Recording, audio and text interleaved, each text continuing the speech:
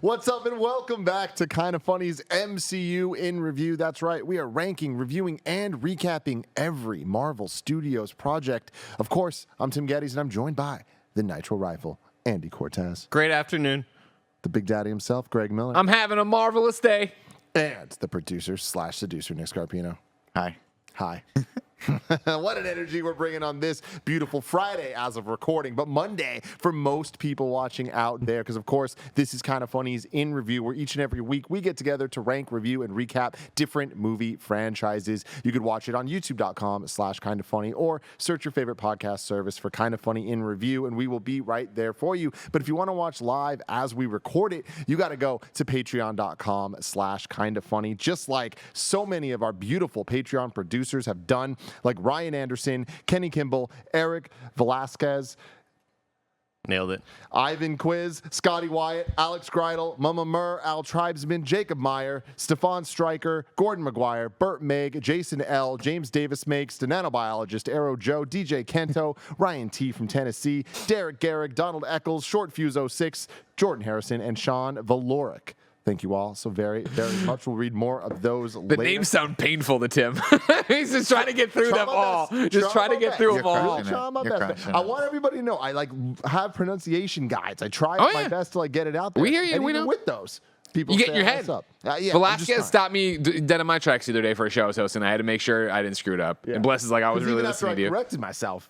Apparently, I screwed it up. So if I get it right here, I think I'm good. Yeah, Velasquez. Yeah. Yes, everybody. We're looking good. Aliens? There was a Velasquez in Aliens, wasn't there? Vasquez. My apologies. Back to you, Tim. Back to the show.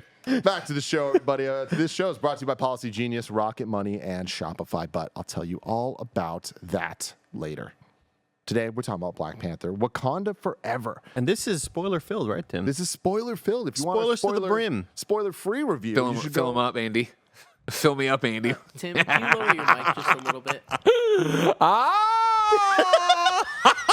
You know, Greg, while Tim lowering his mic, I had a thought. I was like, what if we had two Gregs? Oh, you couldn't do it. You couldn't handle it. You couldn't handle it. Just to torture Andy. It would be great. Kev, you feeling good about this?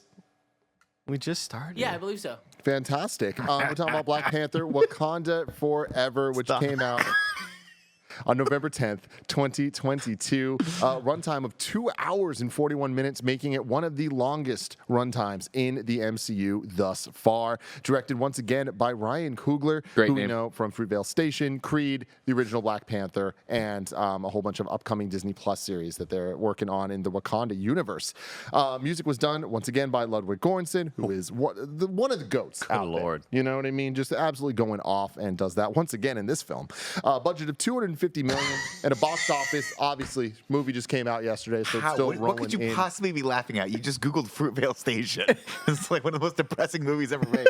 I thought it was that movie with Peter Dinklage, the station agent. I think.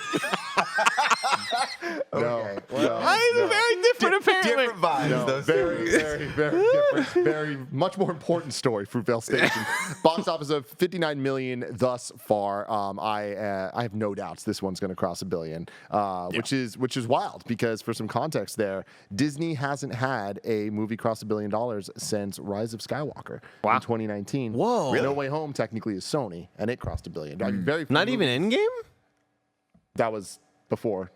Shut the fuck up. Endgame was oh my god. Endgame was April and Rise of Skywalker was December. Wowie hot dog. Exactly. Wowie hot dog, everybody. So yeah, there we go. That I got through all the rigmarole and everything. So let's start off. I'm not going to start with you, Greg. I'm starting with Andy Cortez. What's your think? Andy's just making me laugh. He's doing funny stuff on the table. Greg's reaching his leg over to me. Like he wants me to give him a foot massage or something. Wakanda Forever. What did you think? I freaking love this movie. I had a great time. It's a long movie. and I was captivated by every scene. I thought the writing was fantastic. I loved the score. Like Ludwig Göransson was just like every scene brought something new to it. It felt like an epic. Like if you're talking about like this, is this movie an epic? I would say yes, Tim. Oh, okay. That's a way to categorize it. I don't know. I just had a great time with it. I hear Kevin laughing over there. For a while, again, spoilers. Turn it off if you don't want spoilers.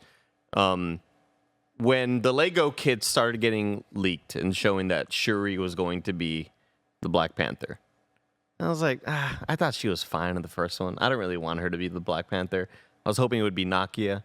But I take all that back. Like, I think she absolutely killed this performance. Angela Bassett was fucking phenomenal. And Tenoch Mejia Huerta. Holy fuck.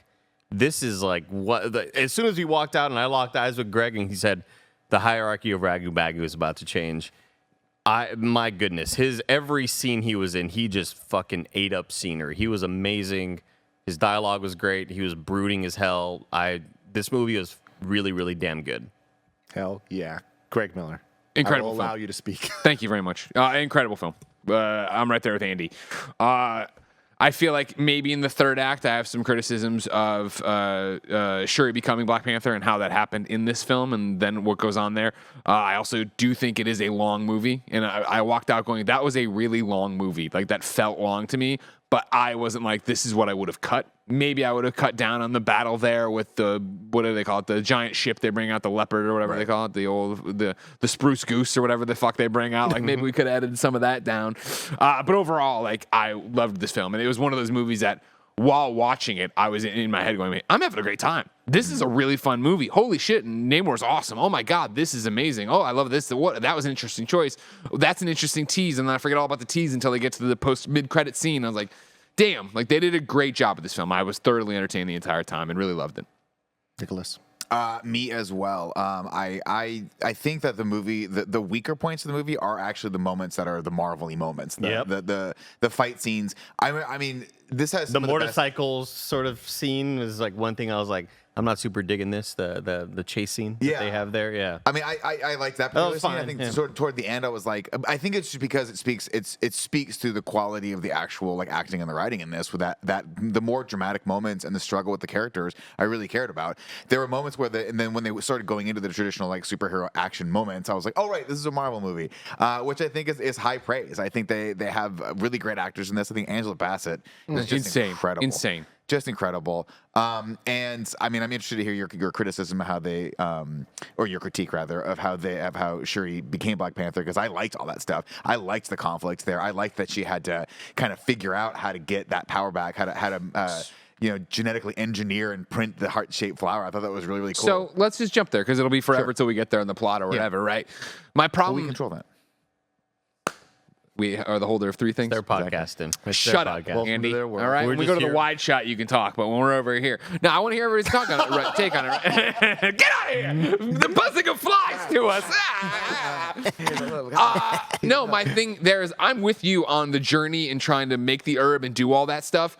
I think it would have been more in line for the Shuri we knew or we've gotten through this film and the film before it to be like, I've made it, and now. Like you were talking about, Nakia, Okoye, especially Okoye, right? You've been stripped of being the leader of the Dora Milaje. I understand. You know, you should go do the. What are you going to do now? What are you going to be? Yeah. I thought it would have made more sense to give her. Ranger suit is what I'm going to do. Don't even get me. We'll get there. We'll get there for sure. I think that would have been a more interesting to give it to her. I think it would have been more interesting if, like we saw, she comes out of talking to Michael B. Jordan. What a fucking cameo.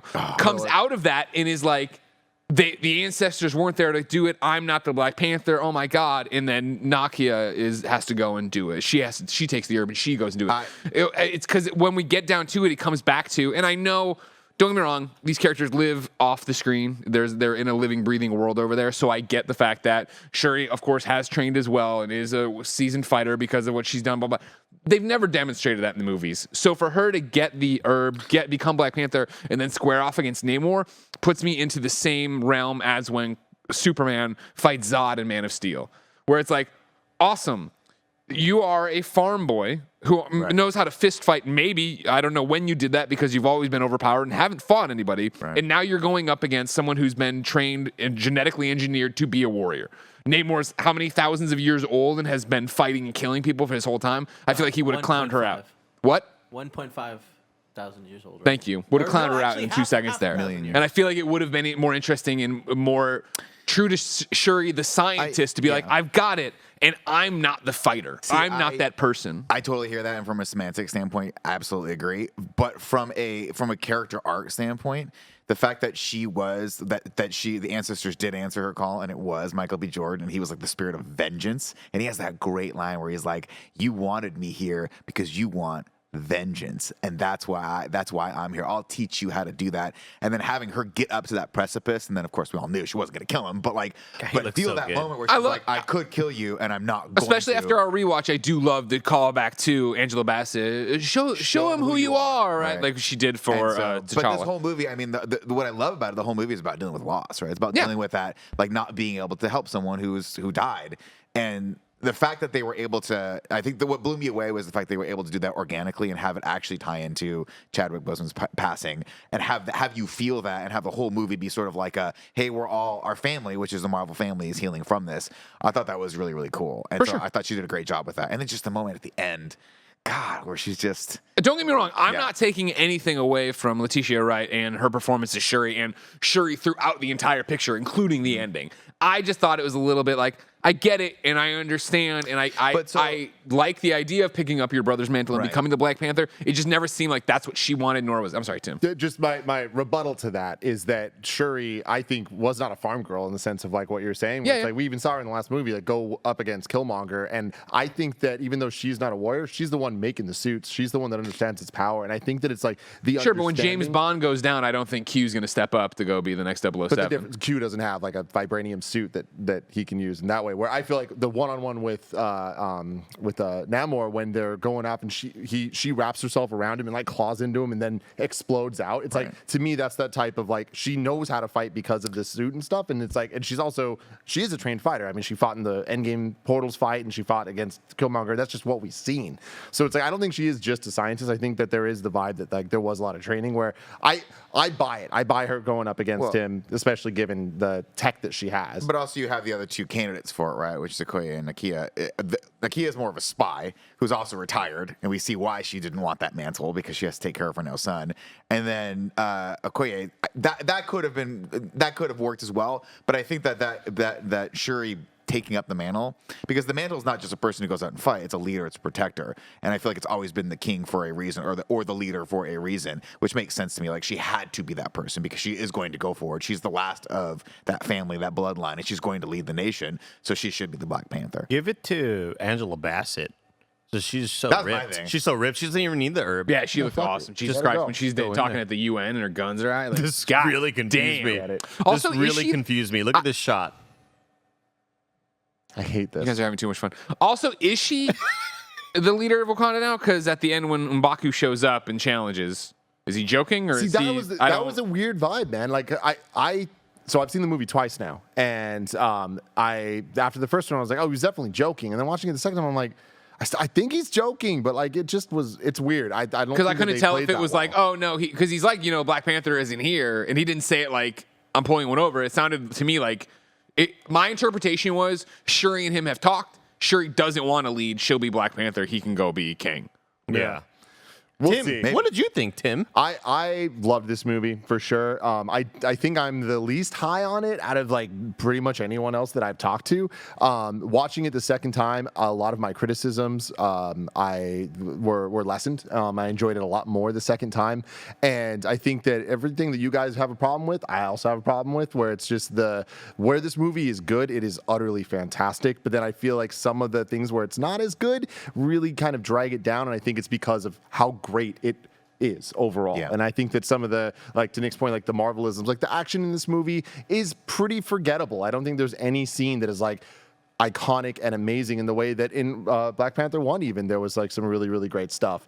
There are moments in each fight scene that are absolutely so freaking dope. Having Okoye put her spear when she's driving the car and using it to grip, that's super cool. There's moments on the boat fight where Shuri in the Black Panther outfit is like Spider-Man parkouring along, and like the action is so inspired for a 15-second burst, and then it gets back to this like bad Power Ranger stuff. And it's just kind of unfortunate where that stuff, I think, drags down the quality of what really could have been, to me, like a ultimate top tier Marvel movie. Now it brings it down where I'm like, I can't say that I think this movie's better than the first one. I just really don't. And it's not their fault. They had to deal with what they had to deal with, and I think that they dealt with it beautifully. Like, there's so many moments in this movie that are so powerful because of the realities of how everyone had to deal with the death of Chadwick Boseman. And even beyond that, like the state of the MCU and the pandemic and everything, the fact that this movie is as good as it is, and this movie's going to stand the test of time. And I think that that's really, really incredible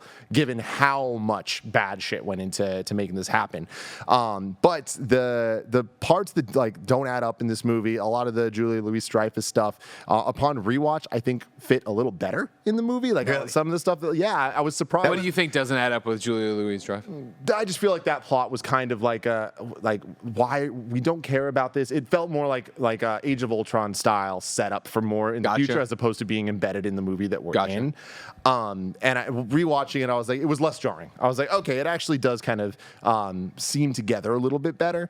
I think Riri Williams, like when she first shows up, I love her. And then as the movie goes on, and this was both times I watched it, she just gets less and less good. And I'm kind of like, oh man, like you're more of a MacGuffin character like America was in Multiverse of Madness. And it's kind of a bummer. And then for her to fly around in this really bad looking suit is like, it's not great, you know? And it's just kind of a bummer to get to the end of the movie and have it be like that when there's just so much good otherwise. And I even all this, I sound so much more negative than I want to, because all of the underwater stuff, utterly brilliant. I can't believe that once again they made an entire new world that I can't wait to see more of in the MCU. Get another whole movie of just that stuff. Like they made Wakanda. We've had James Gunn make the cosmic side. Like you guys have heard me on MCU interview a million times. You get what I'm saying. Like I love how they can kind of create these worlds.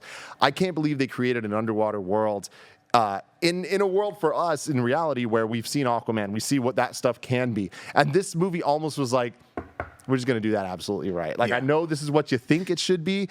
We're going to do it this way. And I think so much of it has to do with the fact that Ryan Coogler was like, we need to make the lighting down here feel believable. This is underwater. The fact that they had the underwater sun thing be part of it to give the light down there. So much wise choices to allow the production design to speak for itself, to create this whole new cast of characters that I'm interested in. Having said that, I'm really only interested in Namor himself. All the other ones, I feel like they didn't do as good of a job building them up as Black Panther 1 did of building up Wakanda in addition to Black Panther. And I know they're the antagonists in this one, but the anti-heroes. I kind of feel like they are more anti-heroes, and we got a lot more of them than we got of Killmonger in the last movie.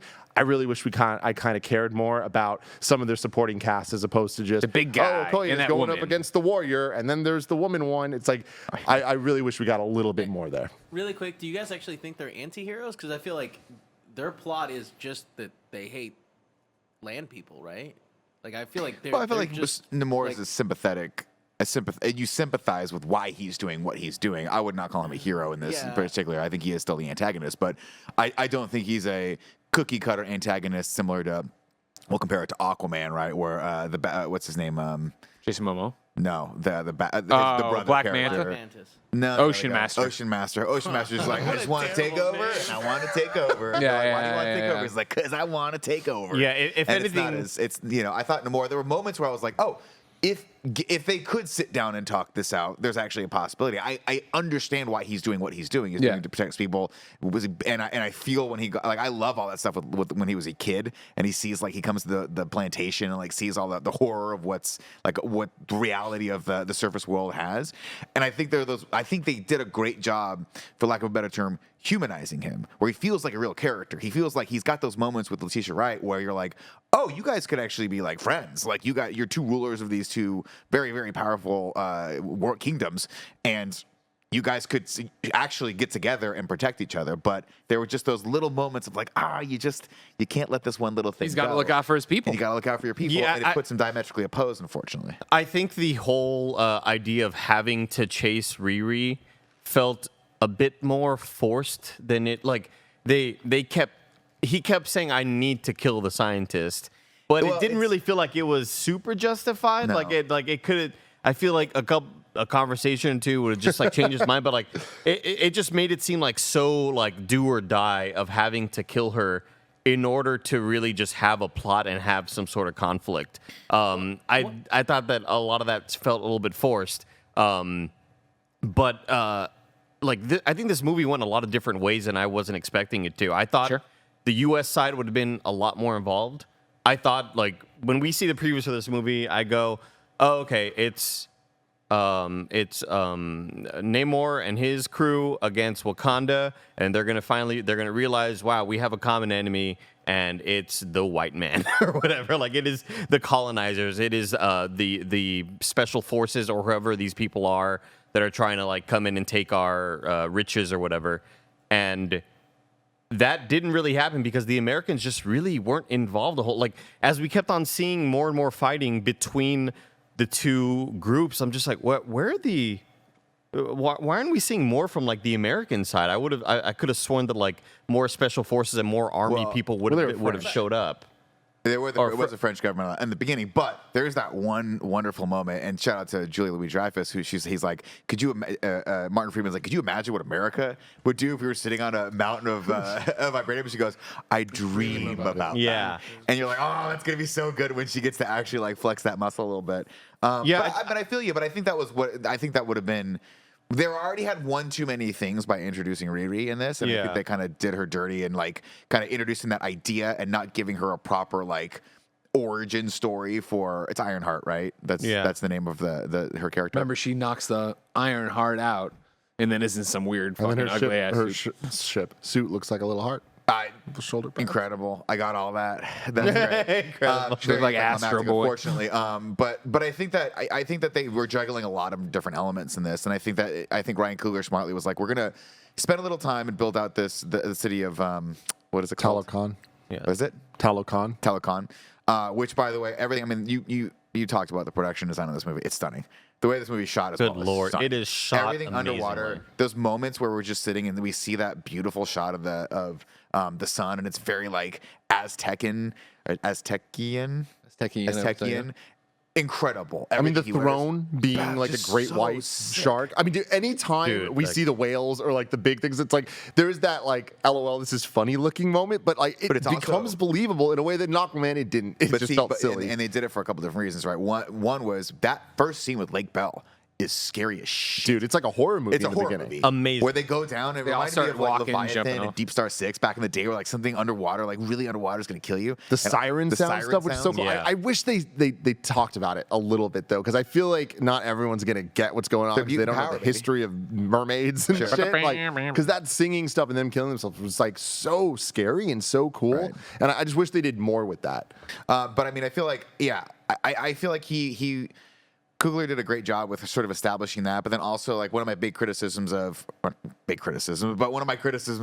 first Black Panther movie was I was like, we're supposed to understand what Wakanda is, and it's very difficult in the first movie where we've really seen this to understand how vast this kingdom is. I think this movie is very much helped by that. We're already established. We know what this city is. We know how powerful they are, and so we could build on that. And I think he did that really, really well. I also want to applaud them for not doing what they did to Killmonger and just kind of killing off a really, really good villain. Because for a while, like when we watched the previews, like I just mentioned earlier, I'm assuming that he's not gonna die and they're gonna join forces and they're all gonna, he's gonna be here for the future. But as we kept on going deeper and deeper into the movie, I kept like kind of worrying to myself, like, oh no, you can't do this. That you can't just kill off this amazing villain that we're watching on screen. Well, like when need they him attack, for the future, to keep you guessing in the thing. Like I didn't expect the attack on Wakanda to be so devastating, let alone to kill the queen. And that's that thing of like, oh shit, like back to the vengeance that Shuri is seeking. Right? You see that start to oh yeah, I'd want this guy dead too. I love Angela Bassett. I love her in this role, so I understand why. As soon as Angela Bassett dies, I'm like, oh fuck, now they have to kill him. God damn it, this sucks. Like, No, but I love that so much. And sorry to cut you off. No, here. that's Just it. like real quick, I just want to say that, and we're going in circles here, but going back to what I was saying, Letitia Wright to me was like the standout of this movie. I mean, Angela Bassett, give her all the awards. That is so obvious. I can't believe how transformed she was in this, where she was always a fun character. I liked her a lot in the first movie because she was kind of that comic relief, but also just like a fun, cool character. And then in this, like the grief fills her so much that when you watch her and like you just believe every choice she makes and the anger and all of it and the choices they made with Killmonger, and even though her mom was killed, her making the choice to not do it, all that stuff I thought was just so well done. And I think it is the combination of how well she was written and then how well she performed that character. Like I was very impressed, where I would not have necessarily wanted her to be Black Panther. Now I'm like, oh, I really like you being Black Panther. I want to give a shout out. Oh, sorry. I was going to say, and for all of my issues of how Moon Knight has a very, very cool fighting power and kit and shit like that, they just didn't really utilize it a whole lot in the show. The way they utilized Namor here was amazing. Like any scene where he's kind of just wall running, wall jumping, like, or air jumping rather, double jumping, triple jumping, so cool, so visually awesome. I kind of had this like, oh, fucking finally, they're using like the power set in a really fun and interesting way, you know? Could have gone either way too with those wings on his feet. Yep. Could have gone real fast. Real fast. I want to give a shout out to Winston Duke though, who I think they're making. I love how they're sort of like pushing that character into being more like a little bit of comic relief, but also like the heart of sort of the Wakanda family. He'll talk shit, but he'll do the right thing. Yeah, but he's also like I just love that moment where he's like, you know, I'm your, like, he's like the consigliere now, and he's like, your mom wanted me to help you like take, or not power, but like help you lead and help you like, you know, like direct you a little bit. And I thought it was so cool. And I also love just the sort of like the visual of this hulking man just standing next to Shuri, who has got to be, I mean, she's tiny, right, in comparison. So tiny. And just that's such a fun visual power dynamic to play with on film, and how she had to push back on him. And she's like, I am this. You have to do what I'm talking about. Yeah. And he's like, fuck, you're right. It was really, really cool. Also, just another shout out to the wardrobe department, because everything she wears in this movie, I wish I could wear and look that good in. And I mean, for lack of a better term, The it's hoodie just with the little neck. So cool. sick. Me and Mike were like, taking notes. I was like, I don't know what that. I don't think we can afford it, but it's pretty dope. And even the hairstyles. I feel like throughout the entire movie, like the amount of different hairstyles each of the characters have, and they always just look so freaking cool. Yeah, Angela Bassett, like the most ripped looking golden girl, like with that, Dude, with for the white hair, reals. looked awesome. For me, the standout on that front, and I want to make sure I'm being clear about this, is Nakia, the character there, right? Lupita Lupita is it? Nyong'o, Okay, yeah. In the way that I remember her kind of being forgettable. I felt she's the spy. We understand in the beginning of Black Panther, she's introduced as a spy. Then she's kind of the ex-girlfriend, and then she's there throughout the movie, and then the movie's over. It's like, okay, I don't blah blah. Like this one here, I thought she was stunning, and I don't mean, and I'm not sexualizing her. I'm not doing this thing. I mean, like when she was on screen, my eyes were on her. It's one of those things where when people talk about like, oh, Tom Cruise is a movie star. For me in this picture, she was. Yeah. Where like I thought when she's introduced in Haiti again, she's in this amazing dress and her hair is great, and she just beams. And then every one of her beats throughout the movie I thought was so well done, including like her on the beach in this like cool like aqua stealth She's suit, like a right? goddess, dude. Then going into that thing, right? Then coming out, and then of course the end, and then the introduction of what, you know, being T'Challa's son, well, T'Challa's mom, I guess, but you understand where I'm going with that. Right. Like I thought she was so well done, performed so well. She was the for me the outstanding MVP of this movie. I mean, which I know is saying a lot because Shuri and Angela Bassett. But that's the thing, is it's saying a lot where all of us have a different one that we're saying is the MVP. I really do think that the ensemble cast is the MVP. They did it. They somehow did it in a movie where, you know, the Wakanda Forever is bigger than the Black Panther because we lost our Black Panther. They pulled it off. Like I'm so impressed with how strong an almost entirely female cast is. Like so much incredible emphasis, and they all stepped up, totally nailed it, and I'm so blown away by just the amount of elements that had to come together for this to work. Like the fact that like a good portion of this movie is subtitled, like in just different languages, I think is so the color-coded cool. subtitles. The color-coded stuff. It's like, man, there were so many wise calls with this. Yeah. They killed it. Now, We're going to get to the plot of this, but before we do that, I want to tell you about our sponsors. But first, I want to tell you more. Patreon producers, Skylar Peterson, Casey Andrew, Elliot, Brian Cheney, Casey Kern, G. Greg, Trevor Starkey, Adam, Jacob Moorfelt, Super Daddy Kyle, Undertopian, David Mintel, Jordan from Kansas, Cameron Bowes, Jay Kolbs, David Huzanga, Jerkachu, Molecule, Nathan Lamoth, Monica Boomenlog, and Delaney Twining. Thank you so much for your support. You do not need to listen to the ads, but for everyone else, here they are. Shout out to Rocket Money for sponsoring this episode. We all love gobbling up content, and we have an understanding of what subscriptions we use, right? Or do we? Do you know how much your subscriptions really cost? Most Americans think they spend around $80 a month on subscriptions when the actual total is closer to $200 plus. That's right, you could be wasting hundreds of dollars each month on subscriptions you don't even know about. There's this app that we love using that takes care of that for us, and it's called Rocket Money, formerly known as Truebill. The app shows all your subscriptions in one place and then cancels for you whatever you don't still want. Rocket Money can even find subscriptions you didn't know you were paying for. You may even find out you've been double charged for a subscription. To cancel a subscription, all you have to do is press cancel, and Rocket Money takes care of the rest. Get rid of useless subscriptions with Rocket Money now. Go to rocketmoney.com/kindafunny. Seriously, it could save you hundreds per year. That's rocketmoney.com/kindafunny. Cancel your unnecessary subscriptions right now at rocketmoney.com/kindafunny. Shout out to Shopify for sponsoring this episode. We love Shopify here at Kinda Funny because we use it to run our very own kindafunny.com/store. Shopify makes it simple to sell to anyone from anywhere. Start selling with Shopify and join the platform simplifying commerce for millions of your favorite businesses worldwide. With Shopify, you'll create an online store in your vibe, discover new customers, and grow the following that keeps them coming back. Shopify has all the sales channels sorted so your business keeps growing, from an in-person POS system to an all-in-one e-commerce platform, even across social media platforms like TikTok, Facebook, and Instagram. And thanks to 24/7 support and free libraries full of educational content, Shopify's got you every step of the way. It's how every minute new sellers around the world make their first sale with Shopify. And you will too. When you're ready to launch your thing into the spotlight, do it with Shopify, the commerce platform backing millions of businesses down the street and around the globe. Go on, try Shopify for free and start selling anywhere. Sign up for a free trial at shopify.com/kfgames, all lowercase. Go to shopify.com/kfgames to start selling online today.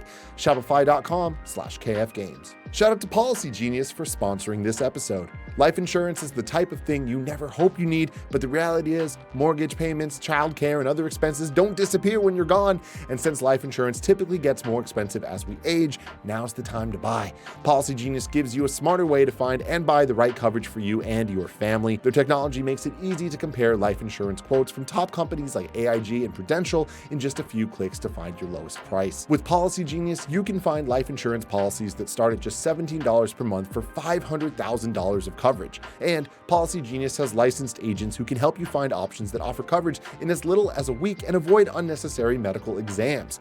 They're not incentivized to recommend one insurer over another, so you can trust their guidance. There are no added fees, and your personal info is private. No wonder they have thousands of 5-star reviews on Google and Trustpilot. Your loved ones deserve a financial safety net. You deserve a smarter way to find and buy it. Head to policygenius.com or click the link in the description to get your free life insurance quotes and see how much you could save. That's policygenius.com.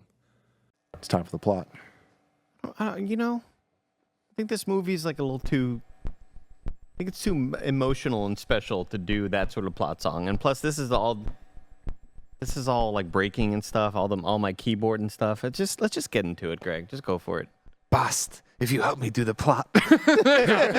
So we start with a whisper from Shuri talking to Boss, right? Saying, if you can help me save my brother, I'll, basically believe in all the traditions kind of thing. And we Did not open in expect to start off this way. Oh, no. But it's like, it's interesting too, because coming up to the theater, I never thought about how are they going to do this. I hadn't really gotten into where we would start, and you'd seen the funeral stuff. But instead, we start in Shuri's lab, right? And all hell is breaking loose. They've got the King's DNA pulled up. They're trying to fix it. They're trying to get stuff in there. They're trying to reproduce the heart-shaped herb synthetically because, of course, the only Michael B. Jordan burned it all down at the end of the last movie. And now the King is dying. And Shuri's AI now is interjecting all the time, giving updates. Yep. Which is something I didn't expect for them to really put into. Like, I thought that would just be something they'd write around.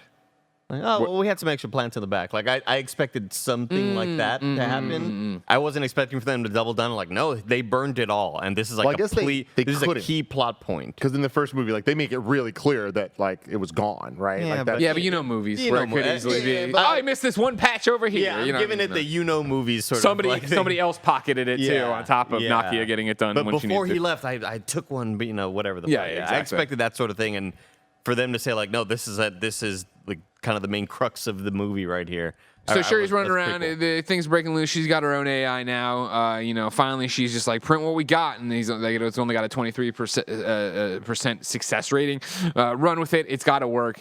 They print it. She grabs it. She turns, and Angela Bassett comes in and tells her, is to inform her that her brother has died.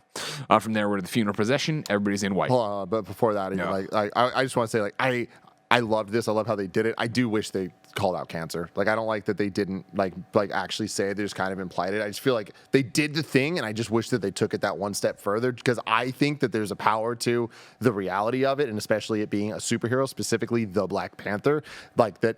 This is a thing that we can't fix, and I like that even in this world they can't fix it. I would have appreciated calling it out because this way it just kind of felt like getting it without getting it.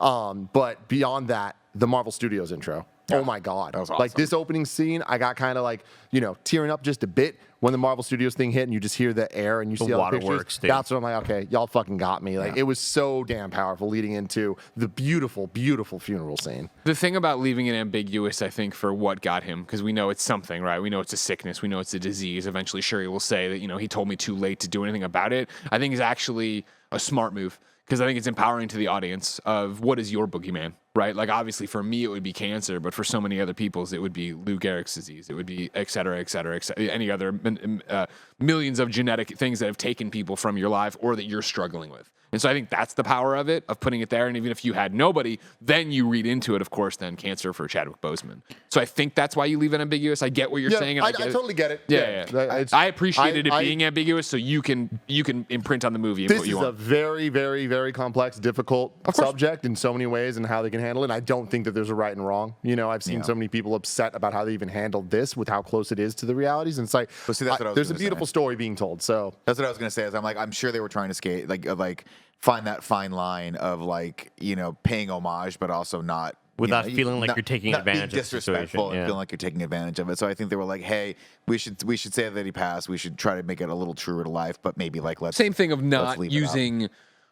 You're watching this. I'm like, are they going to use old dialogue at some point? Like when she goes in the ancestral plane, God, I was I was thinking, like, are we going to get like please don't do that. a clip of Shuri, him saying Shuri from another movie, and that's all we get or whatever? And I was like, the way they handled it, I thought was so good. Of like, he dies off screen, we understand what happened. Then we get the Marvel intro, nothing to it, just. As it goes, then the picture of him or the painting of him during the funeral procession on the wall, and then way later, right, we get like a montage of little look backs from the movies or whatever. Man, I'm glad they found a very organic way to get Michael B. Jordan back in, but there was a 5% of me that was like, please do not pull a Princess Leia. Please do not do a facial reconstruction of Chadwick Boseman on another actor and have them talk. And I would have been like, don't do that. I wasn't worried about any of that because they had already mentioned we're not recasting him because of the respect we have for this. Yeah. So like the fact that they wouldn't even consider having somebody else as the Black Panther, I was like, going towards a CG version, I think is like an extra step on the offensive side. Like, Of course. let's not do that. Anyways, funeral procession, everybody's in white. It's a party. You know what I mean? But Andy, when I die, you got to make this be the thing. You got to make it be like I'm gonna this, put you right? in a steel. I'll bring the keyboard. I'm gonna put you in all vibranium casket. Thank you. That looks exactly like you, but it's a little shorter, It's gonna have like the glasses or whatever. Right? Yeah. like 5'8". Why is it got to be low? What are you gonna do? Fold me up? Chop you up. Anyways, they go through there. They reveal the cool Black Panther casket. Everybody's Shuri's super sad. Everybody's super sad. Okoye has got crying while she walks with the casket, and all this stuff's happening. Then the casket gets beamed up into a spaceship and flown away, right?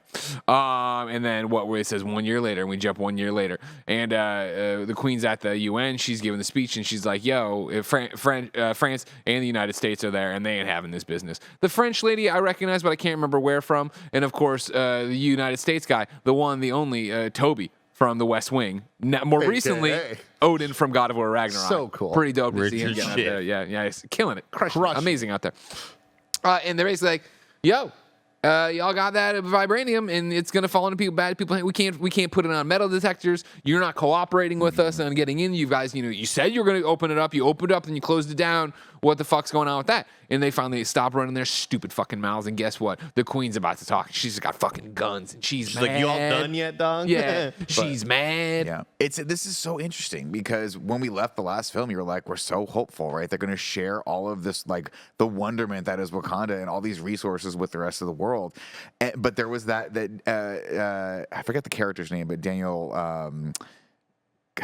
The border Kaluuya. Kaluuya, thank you. His character was like, hey, people are gonna come for this shit, right? And they're like, don't worry about it. And now it's like, yeah, every nation, of course, is like, this is the most powerful thing on the planet. This is a very valuable resource. We're gonna just start raiding Wakanda. Well, on top of that, half the universe also disappeared in the time since that happened. So it's like I think we need to protect ourselves. We need to like you can't keep that to yourself. You need to share it. I think that there's probably a lot more tension than there even would have been otherwise. Which is it's interesting, and it's real life, super it's real. reality. And so the queen's basically like, listen, shut the fuck up. I know I hear you guys talking about it. I know you think there's no king, there's no Black Panther. You can do whatever. We'll defend ourselves. And then while this is happening, we're getting flashbacks to this Wakandan embassy somewhere. I forget. We're not embassy, but like research facility. And like these troops are breaking in. They're all going, ale, ale. Like, oh, they're speaking French. They're saying go, go.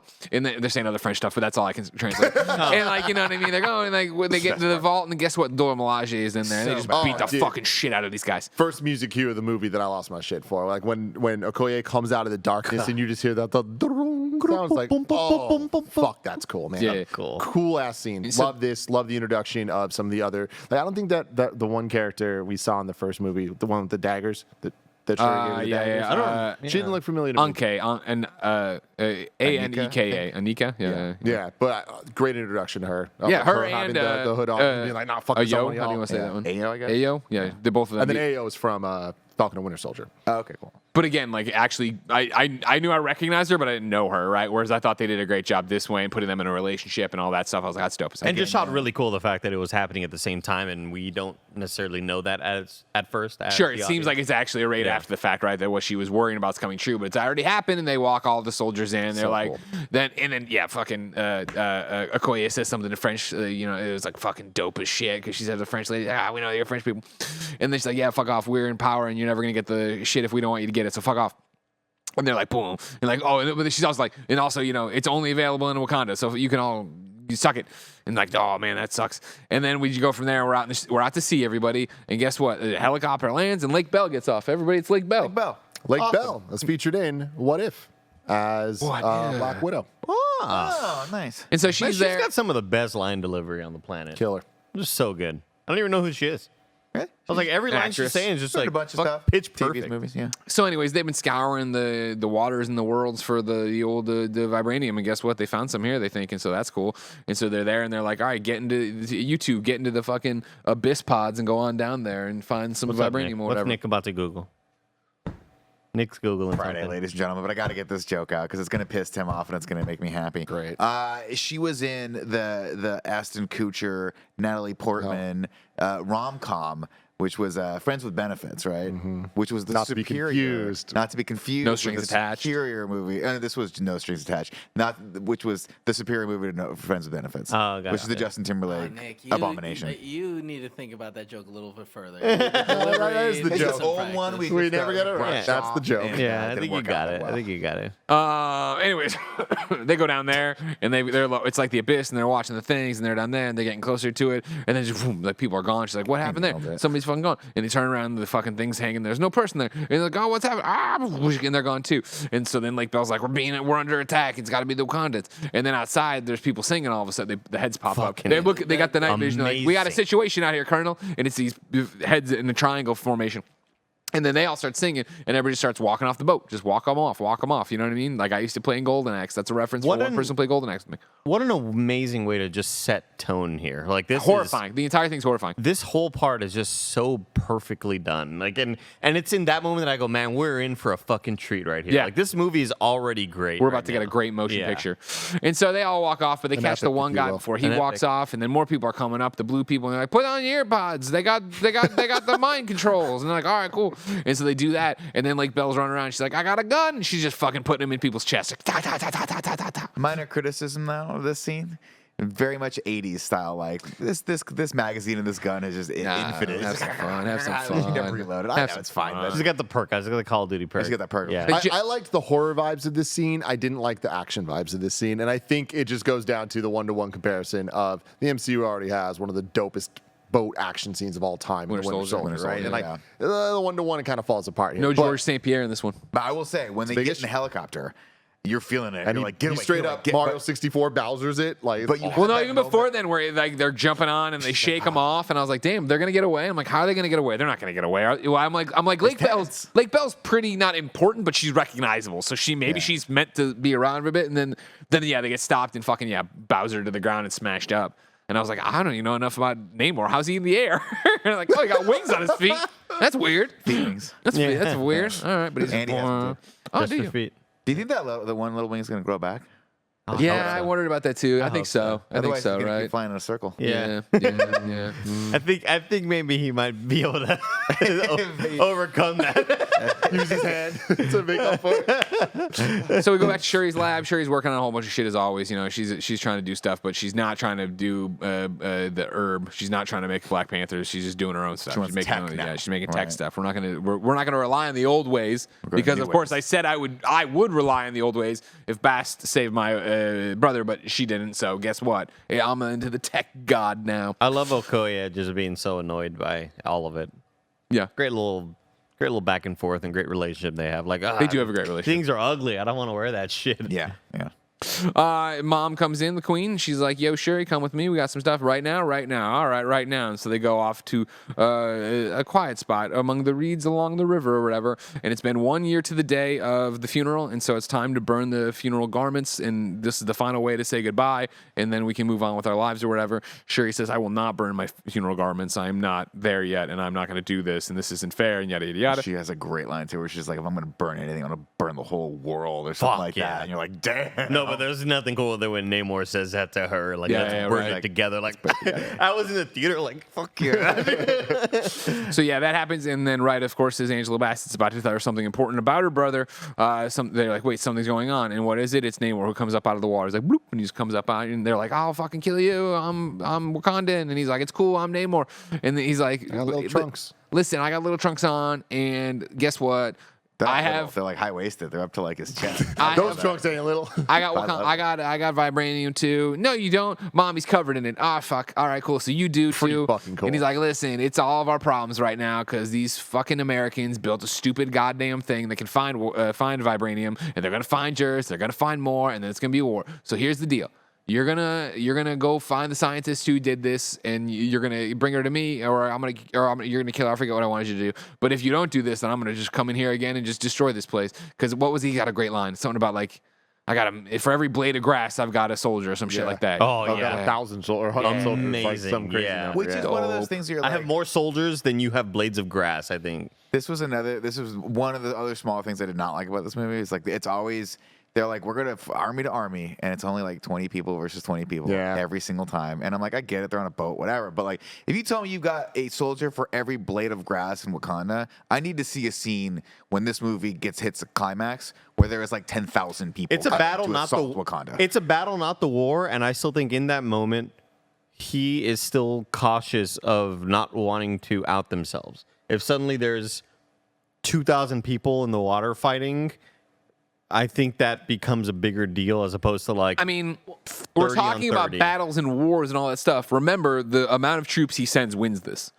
Like on the ship, what you're talking about. He's got them surrounded on the top of the Snow Panther mongoose or whatever the fuck it is. Like it's over. Like, you know what I mean? They're gonna win. The Also, ghost. But that wasn't meant to be like a battle. Like he was sending that to like To stop destroy the- the yeah. divers. Yeah. So that was just like an attack group, right? Right, but when you want to pit two nations against each other, my brain goes, I need to see scale. I need to see scale in this, and we never really got a sense of scale for either the Wakandan army or Namor's people. Like we just didn't really get that. Even when we went down into the city, which he was like, I'm expecting there to be thousands and thousands of people. It actually felt fairly small. And granted, it's it's underwater, whatever, but I was expecting, like, I hate to say it, but when we get to Atlantis and Aquaman, you see, like, its scale. You're like, holy crap, this is big, right? I was expecting to see something along the lines of, like, the Gungan people in Boss Nass's place, yeah. You know, where it's like, oh my God, this is really, really cool. This looks like a civilization of people who have been living under the water. So that's just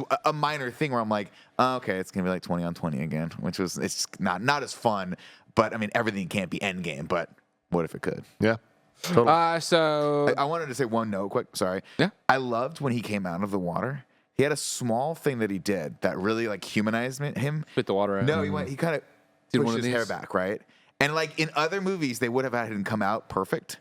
But in this one, he came out and he kind of like splashed, like took the water off his face and like did his hair again. And I'm like, oh, that's a really humanizing thing to have this character do. It made it He a was little more so real to me. good. I regret not watching it again with y'all last night. I invited you, God, Andy. I know, man. Fuck, he's so good. I didn't get the invite.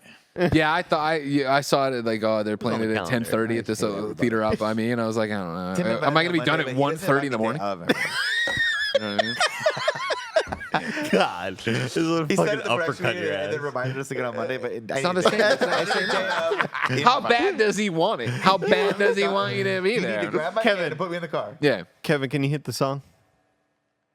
Whenever you get a chance. Were they born in labs? Now it's time to rank those abs.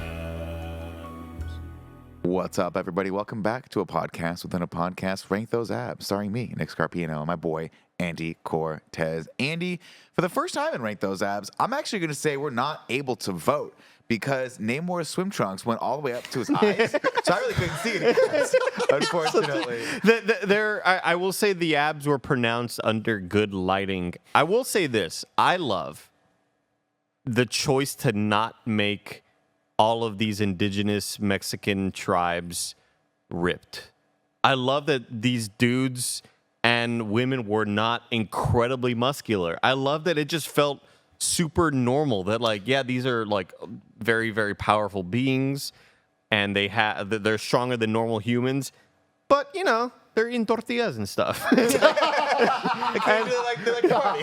And I love it. I really loved that because I think it would have been, I feel like it would have felt a little too Hollywood and a little too kind of like movie-ish to have like all of these soldiers are like just super ripped. I kind of appreciate that the main dude that Okoye was fighting isn't this super ripped guy, you know? He's just like a dude that I've seen before. Don't get me wrong, this guy is very fit. I mean, yeah. He's very, very fit, but He's not you're Chris right, like, Hemsworth. Like, no, he doesn't look like he dehydrated himself for 14 days to get here. He looks a very healthy, very, very fit human being. Don't get me wrong, I would die to look like this. 100%. 100%. Yeah. But I liked that because sometimes it can be distracting from the acting. It can distract from the acting, and I think his acting was so good. Oh, that's Ladies all the and time we gentlemen, have for today. All the time we have for Rank Those Abs. Shit, fuck, we've been played off. You don't see that often with this segment, but there it was. There it was. I like to thank my parents. he's so hot. Mike Ellen in the chat says, goddamn, he's hot. He's a good looking fucker. A very good looking dude. So yeah, that's the deal. And then it's like, cool, we got to go find the people and the Americans who did this, right? So we're going to go to America and find it, and we'll send Okoye. And Shuri's like, I'm going to go too, Mom. And she's like, you shouldn't go. And she's like, no, I'm going to go. And Okoye's like, I'll protect her. Don't worry. It's going to be a fun little buddy cop mission. And she's like, all right, but if you don't, I'm going to ruin your whole fucking life. And she's like, all right. And they walk out and they go. And so they go to America, and we meet up with Everett Ross, right? And he's running. He's like having a good little run out there. And then guess what? A little mechanical bee comes. And then he wants to, you want me to follow you? And they follow you. And then they meet up with them. And he's like, oh, yeah, you all fucking sunk a ship over there and killed a bunch of people and like, well, we didn't do that. We didn't do that. That wasn't us. Who was it? I can't tell you because I left this out. Namor said we couldn't tell anybody. So it's, just there's another thing of this crazy underwater tribe said no. I can't say shit. I can't do anything about it. Sorry.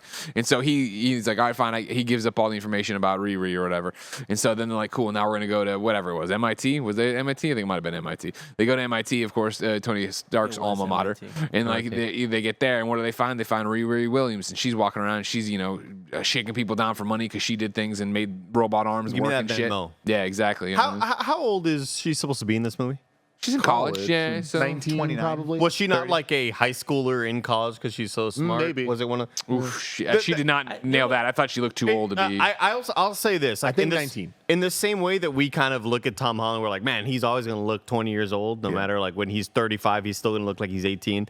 Something about her, she just looked like a much older woman. She looked like mid-20s. Yeah. She just looked like an established, like, kind of Lupita Nyong'o's age. Yeah. And I just didn't buy that she was the young upstart, the young sort of prodigy. Like, and a lot of that is like, maybe I'm just used to the young prodigy having the baby face.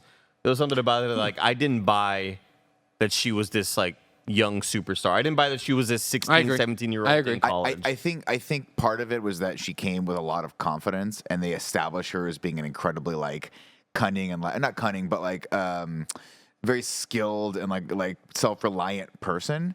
And so I think if you want to counteract that, like aging the actor down maybe even 10 more years would have been the play, because she doesn't come off as vulnerable, right? She comes off as like, I'm kind of owning my shit here and very capable. And so when you put her in those kind of like situations where she is being attacked or whatever, it doesn't hit as hard. Yeah, Letitia Wright has like that kind of very young like baby they seem face. the same age, yeah, right? yeah, Which was weird, because Shuri, you assume, has to be like late 20s, early 30s, because she's been around for 3-4 movies now at this point, right? People in chat are saying that she was 19 in Yeah, the movie. I kept saying 19. I think it's because it was just in there that they did say in the movie. But with Shuri though, like, she was snapped, right? So she'd probably be around 19. Maybe. Yeah. So that I buy that if they were around the same age. Continue. Oh, that was it. So they then confront her in her dorm room. Well, Shuri does or whatever, and they immediately recognizes her as, Prince Shuri or Princess Shuri. And they have a whole conversation that you need to come back and what have you been working on. And it was a project. And wait, the government stole my project to find vibranium. What? And that's crazy. And then she's like, well, I'm gonna go to the bathroom. And then she goes in the bathroom, but guess who's there? Okoye is there. And she's like, get the fuck out. We're going. And they're fucking looking awesome. There's another great. You want to talk about outfits? You know what I mean? Okoye killing it in this outfit. You know what I mean? Wait, I've only seen it once, and it was 5 days ago. Did they ever establish that like killing Riri would kill this technology? Because you have to imagine that the United States government has the designs for this. Absolutely absurd. So what would be the There was some throwaway comment, I think, that only she could make it. I'm with you. When they took it apart, they're like, whoa, all of these parts are like, they're scrap parts, they're random stuff that's like hobbled together. So maybe it's like one of those. But like, did she? And that's why all that felt very forced. It was a little forced, because you have to imagine that they were like, cool, thank you for these plans that we've cobbled. We're going to go build this on our own. I'm sure we could figure this out. Yeah, we're going to figure it out, right? You say that, but then like the rocket that went to the moon, like they didn't have In plans. 1969. They had to they on the fly were Hey, fixing stuff. Real quick, I'm sorry. Just to be clear, just so we're represented, that allegedly went to the moon. Guys, I've been reading some real interesting stuff on Facebook. Kyrie Irving guy? There's crosshairs that are behind the face, clearly Photoshop, right? So funny. God damn it. Oh, man. Anyways, there was an interesting comment here from Bandar SN who said, we missed the scene where M'Baku eats a carrot. That was a great scene. That's lovely. Where He's just fucking killing lovely. it. Remember, he's a so vegetarian. lovely. Remember, that was established in the original Black Panther. He's lovely. Anyways, they're like, all right, cool, take us to your lab. She's like, cool, I'll take you to my lab. They go to the lab. It's an old warehouse, right? And there's a bunch of shit there, and it's garbage. And you got All this stuff I'm so in. It's like the going I love to a good Riri's kid room who's got their own little thing. Exactly. We get there, and like the way that we start looking at it, they look up, and it's like, I know what they're doing, but I'm like, oh my God, they're doing it. This is so cool. Love this scene. Love the build up to the chase scene. I think the chase was just all right. I think that like once she's actually flying out there, it wasn't that exciting. Yeah, There's some problems. But like the ratcheting it up and like the cops coming like, oh shit, she has an Iron She Man got suit. Iron Man suit. All of that was awesome, pitch perfect, and then it just kind of got a little But again, I think my brain goes, I really want that origin movie. I feel like it would be. You're going to get a show. What about a show if I give you a show? Fair, but I'm like, this is such We'll a give cool you 8 concept, episodes. right? We're getting this young college student who's like figured out how to be Iron Man. I think that's so cool, and I just felt like that moment needed to be bigger. What do you think that there's? I don't think there's much more to the origin other than that she's very smart. She's been inspired by Iron Man. Like I like that the show will probably take place after this, and it'll be like, hey, she's established. You know she is. We don't need to go down like deep dive. Like we'll get maybe more of her family background, which I think would be cool. But like I like where they put us. Nick, what if I told you, here's 10 episodes, you're going to like 3 of them? That's par for the course. No, I mean, I think Kevin, you're not wrong. But I mean, I'm just a sucker for origin stories. I love them. They're the most fun to me. And having all that crammed into like 5 minutes of exposition, I'm like, oh, that's unfortunate. Yeah, it didn't work for me. I think that we need more because I feel like this is really just playing out. They know Tony Stark. It is what it is. She has an AI. It's just like Tony. They have a suit. It's just like Tony. And I'm like, it feels a little cheap. To be fair, That kind of is the origin in the comics too. It's not like it's the movie's fault, but you could have made it better. Anyways, everything we just said happens. There's a chase. There's a thing. She's flying. I agree. In flight, I was like, man, I don't really, whatever. And then all the chases. I also didn't like the bickering in the garage over. I'm gonna take the bike. No, you're getting in the car. That Doing the seemed thing. weird. Why are we wasting time with this? But they eventually get going. It's cool. She does the thing with the spear through the car. To do it's awesome. It's a bunch of cool shit. Really cool. Then of course the blue people show up, right? And that's when she gets smashed off the bike and she uses her last second shield to do the thing, and then she's knocked out for a bit. And Okoye gets up, and I'm like, don't kill Okoye. I fucking love Okoye. Their mouthpieces, Okoye- Tim, look like a Cell. Looks like what? Dragon Ball Z Cell. Oh, okay. She's killing these dudes, and I mean, it's awesome. Okoye's doing her thing. And then they all get up. And this was one that didn't work for me later on in the movie. Because I'm like, oh, these guys can't be killed, but then they get killed later, and I'm like, I don't understand why they got killed there, but not there. It's the water, I'm guessing. It's the water. I don't know. Something that dehydrated them or something. I don't know. I wish that she'd have put a couple of them down and just gotten beaten because I thought it kind of cheapened it for me too. That they were like zombies. They got up. I'm like, I was like, wait, what happened there? Yeah, I don't know. Also, this fight scene was great. This is the best fight of the movie. She gets knocked back and undeniably. into the asphalt. The choreography Okoye of this awesome. was fucking rad. This and is when she know earned her Okoye. spot on my Marvel Snap deck. All right, where I was like, wow. you get in there. You get in there. I mean, Yeah. no, real talk. Like this is how you make a character go from like good to like awesome. Is you have a moment like this because she loses the fight, but it's very memorable. Yep. And how she loses is like the guy's like, shit, I gotta throw a grenade at you. I gotta throw a bomb at you to like get you off me. I did love the scale of it, like you talking about the scale of the battles and stuff. While we didn't get it with Scales, people, fish people. I love that we did get it with those bombs. Like they did a good job of pacing out. Like, oh man, one of those water bombs can cause this.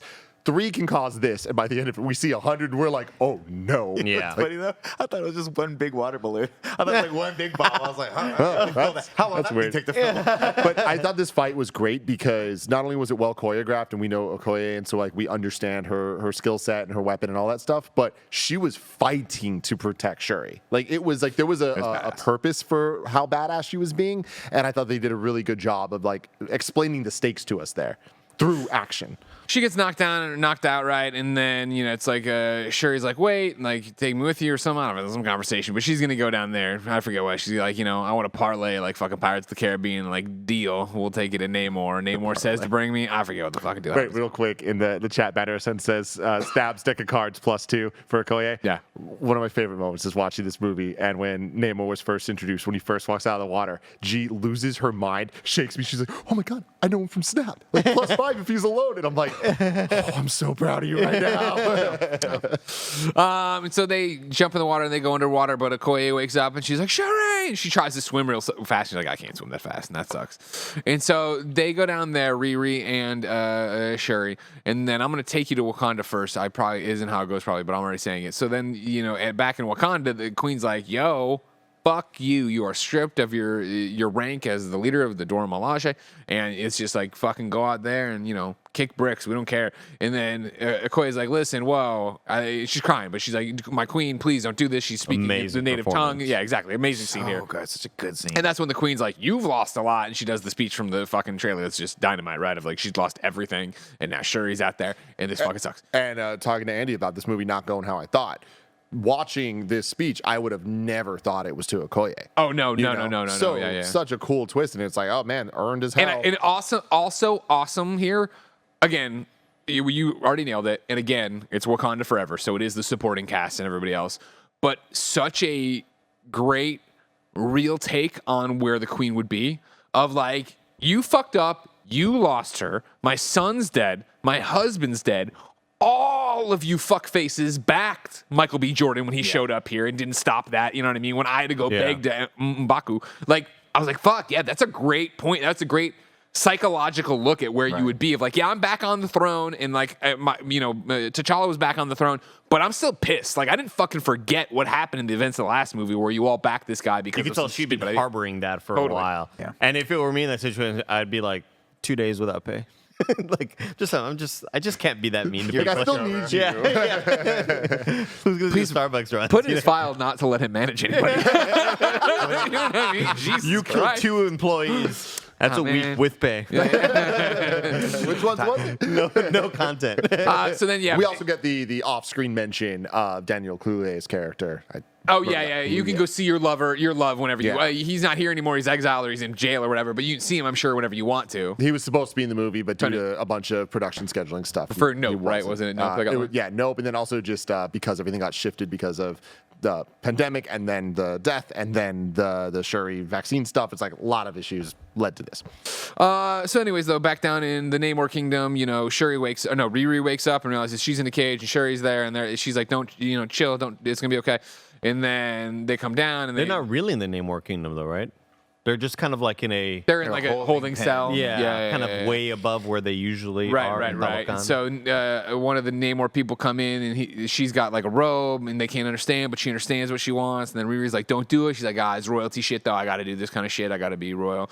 And so she does it, and then she goes and meet Namor, and Namor's like doing the painting and working on all his shit there. And she's like, yo, what's up? I think this is a part that kind of confuses me because I would have just expected a lot more hostility from Letitia. I'm blanking on Shuri. I feel like she was just kind of really accepting of this position a little too easily. Shuri? Yeah. Being kidnapped? I think just her being there, like, oh, let me put on this robe, and like, I kind of like the She wasn't fact. kidnapped, right? She went, right, and that was the thing. And so I felt the royalty, like kind of Game of Thrones of it, of just like, hey, I gotta play the game for a second. There's rules to this engagement. I'm with you, but I do think that the royalty shit, it's like we just don't understand that shit. Okay. You guys are serfs, all right? You don't know what it's Yeah. like to be out there. On the throne, I guess. I lost my own analogy on that one. Sorry. Anyways, though, so she goes there and she talks to Namor and she's like, "What's up with you?" He's like, "I'm a fucking mutant." I'm a fucking mutant. Yeah, I think didn't play the music. Yeah, though. yeah, exactly, But I love exactly. that they just dropped that. Here we go. Why not? And Yeah, so we get the first whole mutant. flashback, right? Of guess what? He was from an Aztec tribe, and Kevin, you said 1,500 years ago, and then the chat was like, no, 500 years ago, 1,500. I misspoke. Got it. Just make sure we're on the same page now. And I said 500 years. And so, we go back to Aztec times, and his people are there, and they all got smallpox, because guess what? People showed up and gave them smallpox, because everybody sucks. And so they were like, listen, last-ditch effort, we got this fucking rock over here. We turned it into a juice. You want to drink it. And the people are like, you know what? Everybody's like, I'll drink it, whatever. And then Namor's mom, who's pregnant with Namor, is like, you know what? I don't think I want to. And then they're like, really? She's like, you know what? I will drink it. It's a little weird. Like, That was weird. A little too much exposition where it's like, just drink the fucking thing. No, it was cool because like they were like, okay, hey, your kid will be born and will be the king of these people. They didn't know they would give him superpowers and make him. But she could have just drank it. She They was could have still literally- just said that. Yeah, she was like, I don't know what's gonna do to my kid, and they're like, oh, Listen, are you it's sure? smallpox She's or like, that. So you don't have any options here, you know? Yeah. I do So like she that drinks the it. root came from the ocean, so it gave them the ocean powers. So that was cool. Exactly. And so then they all start being like flopping around like fish or whatever. Like, oh, we're fish people now. And so they all go in the they're water and they're like, cool, we're in the fish. We're the fish people now. We can breathe underwater. This is dope as shit. No more smallpox for us. And they go under there and they're having a great time. And then, Namor's mom's like, oh, I'm giving birth to Namor. And she pops out Namor. And he's got little fish feet, but with wings, because it's a bird feet too. And everybody's like, that's weird. He's like, and then we cut to Namor. He goes, I'm a mutant. You're like, I guess he's a mutant. And so they live. And Correction they're having from the chat, they are Mayans. My apologies, Sorry, everybody. that My was apologies. Mayan. You put that in my head. My Put bad. that in my head. That Yeah. was my bad. So they're down there now, just swimming around, being great. You know The what I bird mean? scene was cool.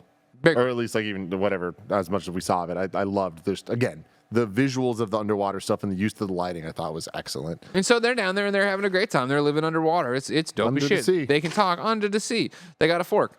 And so they're like, this is great. Not And then too far in the Namor's sea, mom, though. Just Namor's like 5 feet off the shore. Namor's mom's like, yo, this is pretty dope, but I miss being a land person. I was a land person. I'm gonna die now. Bury me on the land. And he's like, what, mom? And she goes, and just dies and floats away, right? Belly up into the water. You've all had a dead goldfish. Yeah. And Namor at like 5 years old does the only thing right, where he grabs his mom and he's like, all right, let's go bury her back where she came from on the land. And he goes, let's just go through that line of trees. And you go through the line of the trees. And guess what? It's fucking goddamn horrible over here. Slavery, plantations and shit. Yeah, Kev, what do you got? Real quick, do you think that he mentally progressed slowly as well? Because when she died, she was clearly an old woman, right? Yeah. But he was like a 5-year-old child. So I think I think he had a good head on his shoulders. Yeah, okay, so he's just stuck in this child's body for like 50 Just years? like This is how- Kirsten well, this is- Dunst he's from growing- Interview with a Vampire. Yeah, exactly. He's just growing slowly. Yeah, You it's don't like think it's horrifying? He's probably it's- 100 years in that until he's 10, right? who's But you figure for 100 years for him is not that much for you know what I mean? Grogu's like 50 years old. Kev, you know what I mean? Yeah, yeah. 50 years of knowledge. Yeah, I don't know. I feel like that comes with time. Like immortal beings don't. For the first 50 years, they're like, life's pretty cool. Yesterday, Kev, Cool Greg, and I were just walking to get lunch, and there was a dude. Again, this is November 11th, middle of the day. This dude just walking towards us alone, just fully dressed as Grogu. Love it. Love it. And it was Wild. it was pretty interesting. You talk to him? No. That's the kind of guy to bring on the show. You know what I mean? Walk him right in. Yeah. That's not that hard. It was a onesie. It wasn't as cool as it sounded. Ah, damn. Oh, that's lame. I Okay. thought he had like ILM makeup. Yeah. No, And so, anyways, they go up there and he finds all the slavers and shit, and he's like, "Yo, this shit's over." And so all the blue people and him, they just fuck. Well, just the blue people, they just fuck it up and they just kill When everybody. they come out of the water. Right, Yeah. correct. Which is- Yeah, I think underwater, it's really they're cool. they're there, they're oxygenated. You know what I mean? That makes sense. Yeah, when you get. They call me the child without love. El Sin niño amor. sin amor. Sin amor, that's right. Oh, so cool. Like Otherwise known as that. Namor. That's such a shoehorned in thing. Totally could have But not worked. it's dope as hell. Like it's I cool literally, as hell. I walked out because I don't know shit about Namor, and I was like, "Tim, that's so cool." We I need to- realize that was what they call that. That's where the name came from. Tim's like, "It's not. Yeah. that's not where it was Well, from." well, There's a that's better way to put it than it normally. That's why we were always calling it Namor, and then Barrett called him Namor, and we were like, "What? Like I've never heard it called Namor." And then they said on interviews and press briefings, like they called him Namor, or But they kind of go Namor. between it. Like it feels like the Someone called Wakandas him. call The Wakandans call him Namor, yeah. Yeah, But and then as soon as that press briefing came out, I was like, well, it's because he's Mexican. They're not going to call him Namor. It's me, Namor. Namor, you know. And like Barrett's wrong. I just want to call it Barrett's wrong, Yeah, right? Barrett's definitely Barrett's- wrong. yeah, That's dead wrong. retroactive shit. Real quick, we are going to need more information from Bander SN at a future time. He does put in the chat, girl at my college, every day she dressed as Luigi, every day. I'm going to need more information I'd about like that. pictures I'm going if to need, possible. if you could tweet me some kind of article that you guys wrote about her, that'd be great. I was gonna say, is it a little odd that he comes into the land, and there's clearly like a slave situation going on, and he's like, "Fuck everybody." Like he wasn't like, "Hey, let's just free the slaves," although they do, right? Yeah, they like, do. He's just like, "Fuck," like everyone on land is bad. I mean, you have to assume that throughout the years, especially during that time period, he saw mass colonizations happening with like horrible. Also all the You think pollution. You think they came up a whole bunch? Well, I They're mean, that's- watching. That's one of the main themes of the movie. Is, I mean, the thing they came up for air. I imagine. I don't know. I mean, I don't know what resources they would need on land, considering if they come up, they die. But I don't know. Anyways, Hold though, on, sorry. Vanderson says, "Look, we respected her space, but every day, head to toe overalls and the hat." That's a band she had a kid. Luigi hat thing, all right, and bib jeans. Got it. That's a band kid For sure. just Sure. wanting attention. You know? Have you ever met a band kid or like a marching band kid? They're What the are you gonna worst. say? Watch You your know what I tongue. mean? They're the fucking Have you seen Halloween worst. Ends? I have We're- seen Halloween Ends. We're the bullies now, my I've friend. seen both in review and the actual episode. God, we're the Felt like it was a bullies, pretty we big just stretch because the way you guys described it in review was it like they pulled up and they were in all marching band outfits, like the hat, and it's like one guy in like a Letterman No, jacket they or whatever. made mention to the marching band, no lie, like 3 or 4 times. The guy's like, "Go, we got practice tomorrow. We got a game tonight." I'm like, "Fuck yeah, marching band, bro." You don't know how fucking dangerous we were, Andy. So he lays all deep this in the out. He Honda Civic lays car. all this out, and like he's like, "Listen, you get this woman for me and kill her. I don't want to kill her. Then I'm gonna kill you. And there's gonna be a bunch of killing and all this stuff." And then Shuri goes back to the holding cell, and she's just like, "Gee whiz, this is bad." And so then, while all this had happened, I'm sure we were back on. We're up there on the soil, the U.S. soil, right? Yeah, out in Boston. And guess what? You know, people come to investigate, and it's Everett Ross is over there, and so is Julie Louis-Dreyfus, right? And it was a oh shit moment. Like, Yeah, purple didn't hair. expect her. I should have kind of expected her, but I just didn't actually expect I her to be in didn't. the movie. So it was like it was a fun Marvel cameo, you know, the Of course. surprise thing. And so they're looking around, walking through, trying to figure out what's going on. Everett sees I always say it wrong, not kimono, right?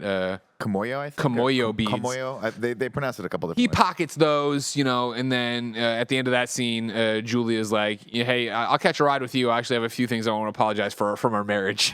I thought that was dope. I hated it, but I loved like, it. as a joke, whatever. It's just like, oh my lord, this is the most like. Well, we got to explain this relationship. It's like we get it, but okay. I liked it.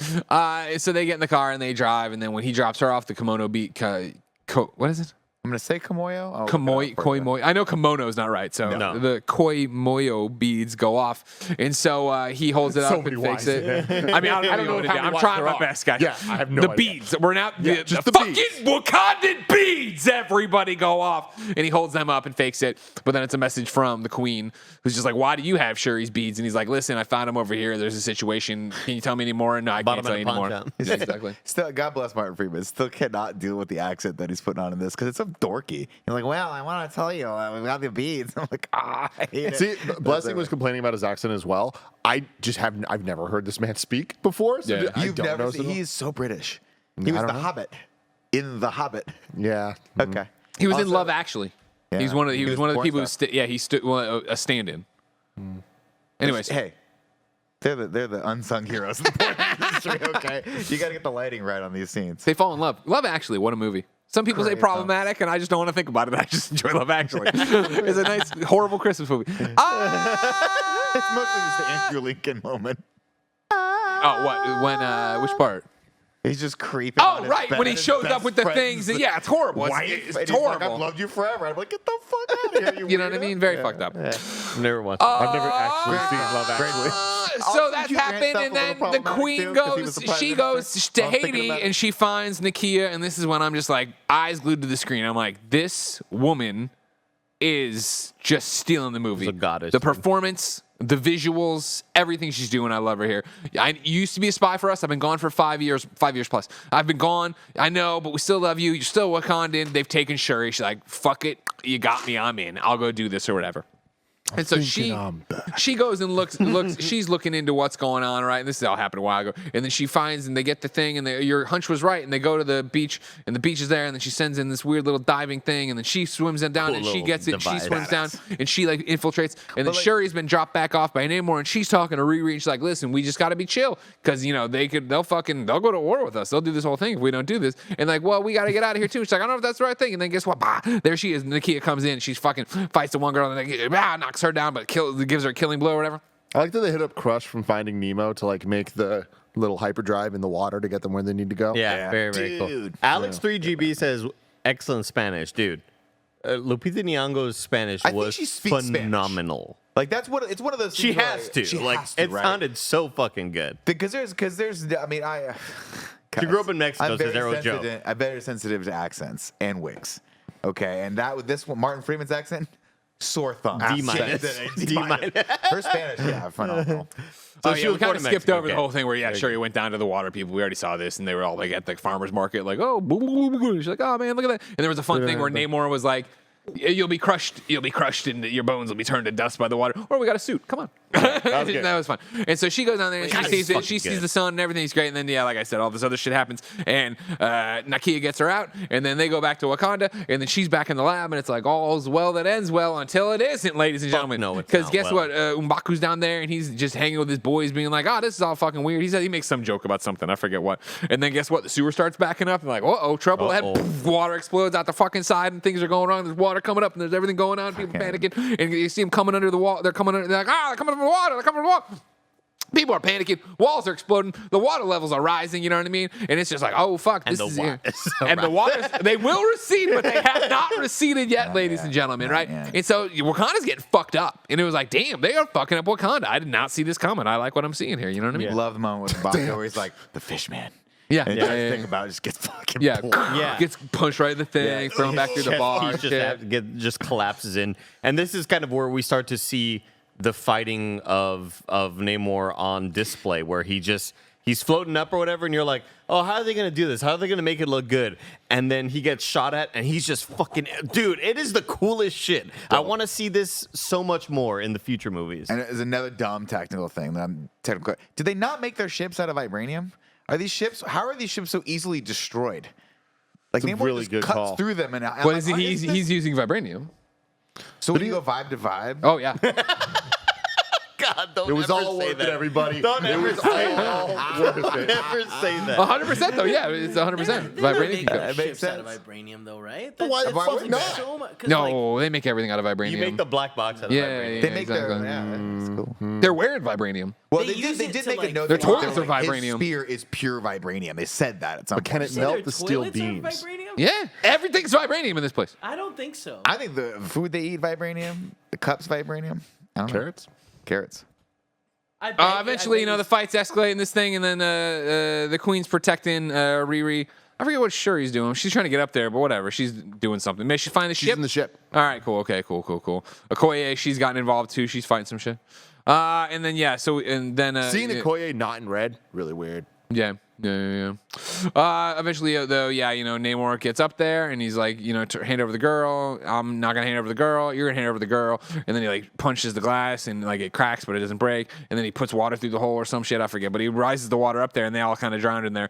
And then she swims down. The queen swims down and gets Riri and swims back up. But then we don't know what happens. And then Shuri runs in, and guess what? They're both down there, and they flip them over and they're giving CPR and shit. And Namor's like, listen, bury your fucking dead. I'm gonna be back in a week. Queen now. What he says, yeah, some shit like that. Fucking awesome. I'll be back in a week, and you better fucking have what I want. I'm gonna take this girl, or I'll kill more people, or whatever. Damn, dude. And I'll bring my whole army, or whatever. Yeah, he's fucking amazing. Yeah. And he flies off, and they're holding Shuri back, and they're trying to use the beads, the Wakandan beads, to bring the queen back. They can't do it though. You know what I mean? There's only so much these beads that can do everything can do.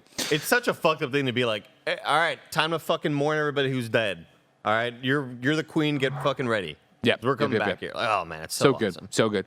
Then we jump back to America, right, where Martin Freeman wakes up and he comes into his kitchen and Julie is there and she's like, "Do you see the TV?" And they look at the TV and then it's, "Oh, the queen's dead." You know what I mean? This is bad. You're like, "Oh, your things are falling apart." And does she reveal here that she was? This is where we revealed we bugged them. We bugged the beads. We knew you had the beads. Yeah, you're right. You're even giving away trade secrets. So she out of the cupboard. She gets the handcuffs out of the cupboard. Yes. Yeah, nice, very cool. We get another little funeral scene here. Shuri getting rid of mom, putting mom into the casket flying off. She sits there. M'Baku comes over. He says something trying to be helpful, and she's like, "Listen, everybody who truly just know that she was the last person who truly knew me. I'm fucking just adrift or whatever kind of shit." Did we already go to MIT? We did, right? We did that, yeah. We did it a long time ago. Yeah.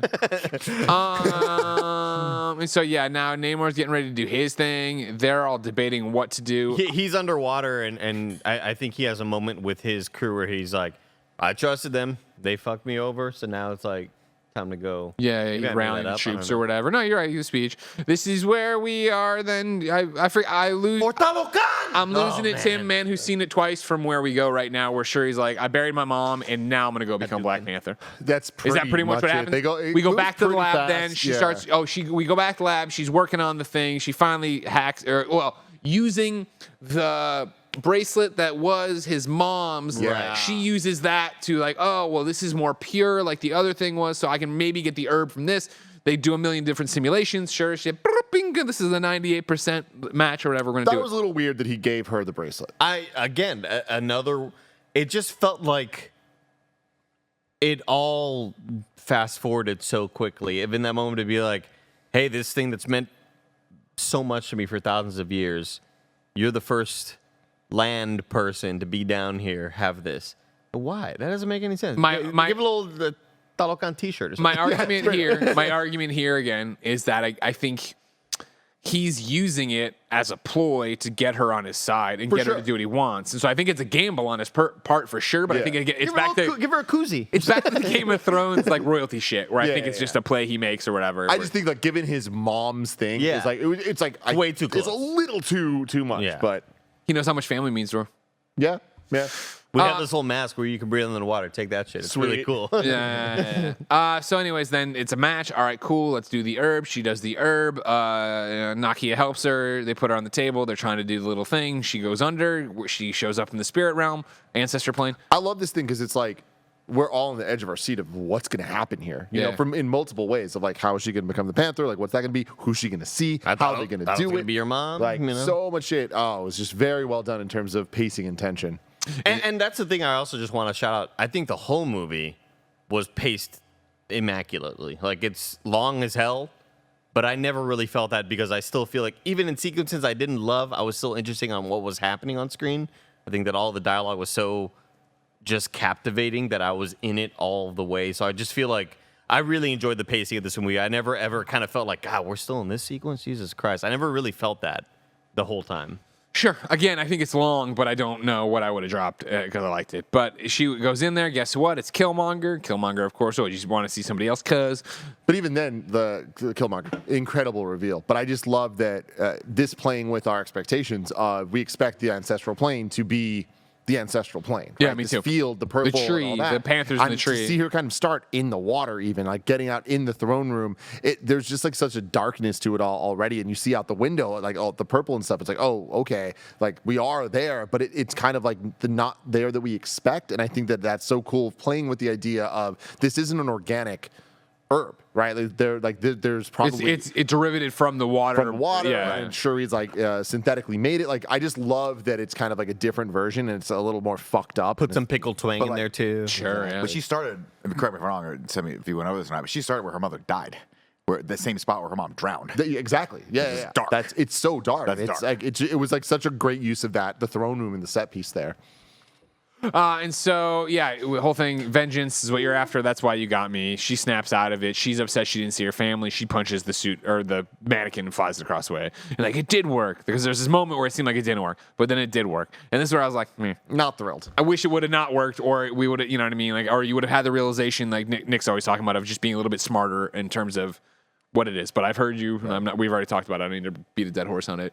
You're gonna need a suit. I didn't like this for a different reason. I didn't like that just for the of how angry she was, and especially what I just said about the playing with their expectations. I loved that she comes out and she's like, I shouldn't even say who she saw. Like, loved all of that. Wouldn't say it, yeah. And then for her to then realize she's Black Panther because she punches the suit, it just kind of felt a little bit like, okay, we need to just get her in the suit now. I feel like they missed out on some character moments there that would have made it a little more like, I don't even know what the word is. It's not believable. It's not hype, but like Just a little bit more better fulfilling. as a movie. I didn't mind it because I was like, I had that one moment where I was like, oh, she's got great power now. She's got the suit, she has the power, but she also doesn't have the right mindset to be Black Panther, to lead with it and to like do what's right. What is she gonna do? But I wish they had a little bit more time to set that up, because I didn't quite feel it. But she does end up having I don't know. We'll get into Alex the G says it's weird her thinking it didn't work because clearly she went to the ancestral plane. My takeaway was that I like the idea that you can go to the ancestral plane and you can be rejected. That like, sure, you came through, but guess what? You got me, and you want vengeance, and I'm bad, and you're bad, and you don't get it. That's not what it is, and that's why, again, I think it would have been cool to pop out of that and either have her go, shit, it wasn't for me, and then Nakia gets it, we put Okoye in it, we do something else. I also thought it would have been cool to have multiple Black Panthers since it's synthetic and have a whole bunch of things drop in, but I digress. Instead, she gets the power, she gets a suit. Congratulations, everybody. M'Baku's running the whole thing. The tribe leaders are all like, they don't know what to fucking do. They've all evacuated Wakanda, by the way. They're over at M'Baku's thing, and they're all being jerks about it. But they're debating what to do, how they're going to do this. They're just going to come kill us. Boom, Shuri comes in, lands. She's Black Panther. I'm here. Don't worry. Here's the plan. We're going to go and set off one of Riri's machines out in the ocean. When they come, we'll fight them. What do you got there? Just real quick, the score. Like, I want to bring it up anytime. Like, it fucking kicked ass, and God, it kicked ass when Shuri, after the punch, and it's like, okay, she is the Black Panther. It's subtle. I mean, it's obvious that it's the Black Panther theme, but it's a more subtle, just kind of drawn out, playing the note progression of the actual Black Panther Wakanda theme playing in the back, and that's the moment like, oh, let's fucking go. And then we get the introduction of her dropping in, and it's like, I love that part. Here's the Black fucking Panther. Yep. And so, okay, cool, that's what we're going to do. So we take the spruce goose out into the ocean or whatever, and we fucking set off the thing, and Namor's people are like, yo, they're setting off the thing. And he's like, let's go. Let's fucking go.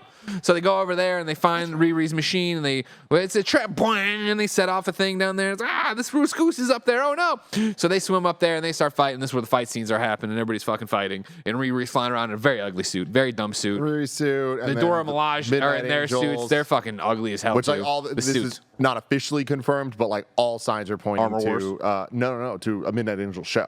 Oh, from okay. Ryan Coogler. Okay. And it's this. What sucks about it is I like the characters. I just don't like the suits, which is the easiest thing to fix. Exactly. So but it is the easiest thing to fix. But my biggest worry, well, when they're like, oh yeah, like Midnight Angel is what I call it, and then they like pluralized it or whatever, and I was like, oh, that's cool, because like I know that shit's coming. But then I was watching this like, oh, I do not like how these look, and then I thought, oh, they're gonna do it on a TV show budget. Yeah. Uh-oh. My thing with it was, looks aside, I was like, all right, we already have one Iron Man suit. Yep. Now we're putting 2 more Iron Man suits in it. It cheapens We everything. just didn't need that. It cheapened all of Ironheart's storyline. It really did. It was an unnecessary, one too many ingredients in the soup. Mm-hmm. Alex in the Patreon chat says, I liked the Midnight Angel suits. That's the dumbest thing I've ever seen in that chat. We've seen some dumb shit in that chat, too.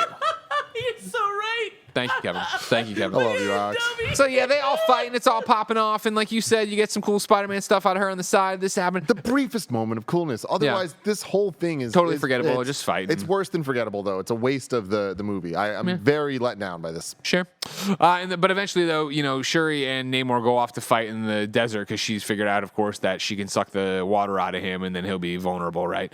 And so that's what she does. She sets off the thing with they evaporate a bunch of stuff. Of course, they're using the fucking thing from Batman Begins, remember, The word on the street is panic or fear. I forget what he says. It's been a long time. And so, anyways, they're fighting over there. And that was a really bad Liam Neeson, too, if you didn't know. I think it's panic, right? I thought you were Wow. And so they're fighting and they're having a good time. And she chops off his little wing. They're And not she having a scratches good time. him in the back and like Brutal. setting The wing off the cut thing. off? Yeah. Didn't see that coming, and And he's just felt like, I'm thirsty. He's kind of like Penguin at the end of Batman Returns, right? Yeah. Just in a cool drink of ice water. But he can't get over there, and they're fighting, and they're blowing stuff up, and they're doing kick flips and shit. I don't know. And eventually, she jumps over there and does the Wakanda Forever, and like does that, and it sets off a jet and burns his back really gross, right? And so he rolls over, and then she gets on top of him, and she's got the killing blow lined up, and she's like, yield, or well, she doesn't say that first. Then Angela Bassett pops up, and from this ancestral plane, show him who you are. The same thing she yelled at T'Challa on his coronation, and I was like, that's fucking dope. And so she's, hey, yield. We don't have to do this. You don't have to die. This doesn't have to be this way. He thinks about it for a second. He yields. That's the end. They go on back. They stop everybody from fighting. It's a truce. Atlanteans, let's retreat. And they're like, all right, cool, Aquaman. And they jump in the water, and Wakanda people celebrate, and everything's great. They all do the clamshell deal. And so it's like, yeah, that's great. And so then That's what it is. I assume It's a shark. It's the shark because what it is. he sits in the the throne. shark. I missed that until you guys said that. I thought it was a clamshell. Sorry, and I was like, these people love clams. I mean, who doesn't really? You know what I mean? People love clams. And good old the chat was clam saying bake. that it's the Megalodon, like. That makes Oh my sense. god, it's a megalodon. There it is. So then let's just wrap up Namor. Namor is down there and he's painting on the wall. Everything's happened. And the one girl shows up. She's like, "What the fuck, man? Like, why would you do it this way?" And he's like, "Listen, this is great. All right." They think we're allies now, and so when all the other world comes to them and wants to be their enemy, we'll be their allies, and that's when we can really fuck up the surface world. It'll be fucking dynamite. And they're like, "That's awesome, good plan, Dad." And he's like, "I'm not really your dad," but then we cut away. And so now we cut away, and it's Wakanda forever, man, and people are having a great time. Say the dad thing, No, or- she didn't. No, this is Greg's interpretation You know of her it. name though, right? Namora, right? Yeah. Yeah. Interesting. Very. I Namora need to know more. I didn't know Namora. There's something there. There's something there, but it's been a long week. And so, now we're back in Wakanda and everybody's happy and it's great and whatever, blah, blah, blah. And then we go to Haiti because that's where Shuri is there now. She took a bus, could have taken anything else, but it's like part of her journey, I guess. It takes a bus to run into the woman who I like a lot, whose name's escaping me. Nakia. Nakia, thank you very much. Nakia. And she's there, and she's like, "Guess what? We're gonna do this. She's like, I'm ready to do it. I want to do it alone. Okay." And so there's a little fire, and she puts the funeral garments in there from Black Panther's thing, and they burn them, and then she cries, and then we cut to the credits. Oof. Now I left out the part where the Midnight Angels go and rescue Everett Ross from custody, putting him as a man on the lam for the rest of his life, but probably better than being locked up for helping Wakandans. You know what I mean? And she got a colonizer in chains. No, I've seen everything. And anyways, that had happened. And so then it's like we get some credits for a while, and we're all like, credits are cool. And then we come back, and it's Shuri still at the ocean there with the thing burning, crying or whatever. But the woman comes back, whose name is escaping me again. Lupita Nyong'o. Nakia. Not Nakia. We don't need a real name. We need a character name. Nakia. You can stand the woman. Sorry. Nakia. You know what? Fair play. Fair play on that. My apologies. Audio listeners, they just cheers their mic. Vibe to vibe if I ever saw it. Vibe to vibe. And then she walks over with a little boy, and we're all like, "Oh, you fuckers!" And this on, and he's got a Haitian name, and it's of course T'Challa's son. And we agree. He said he didn't want him to live to be raised in the kingdom and get some perspective. And then everything went bad, so we stayed away. Does my mom know? Yeah, your mom. Or did my mom know? Your mom knew. That's what she was trying to tell him on the beach, or her on the beach. That's a cool thing. That's a cool thing. And then she's like, "You got a cool name." Oh, okay. That may That's a question I had of like, what was she about to tell her? Yeah, you got a cool name. That's not my real name. That's my Haitian name. What's your real name? And he says, of course, in Wakandan, of course, I'm Prince T'Challa, son of King T'Challa. And Shuri laughs, More but like also kind of cries. Cthulhu. He's a And little it's cutie. super sad. Good job there. And then we cut, and then there's more credits, and then it just says the Black Panther will return. Does this kid have superpowers?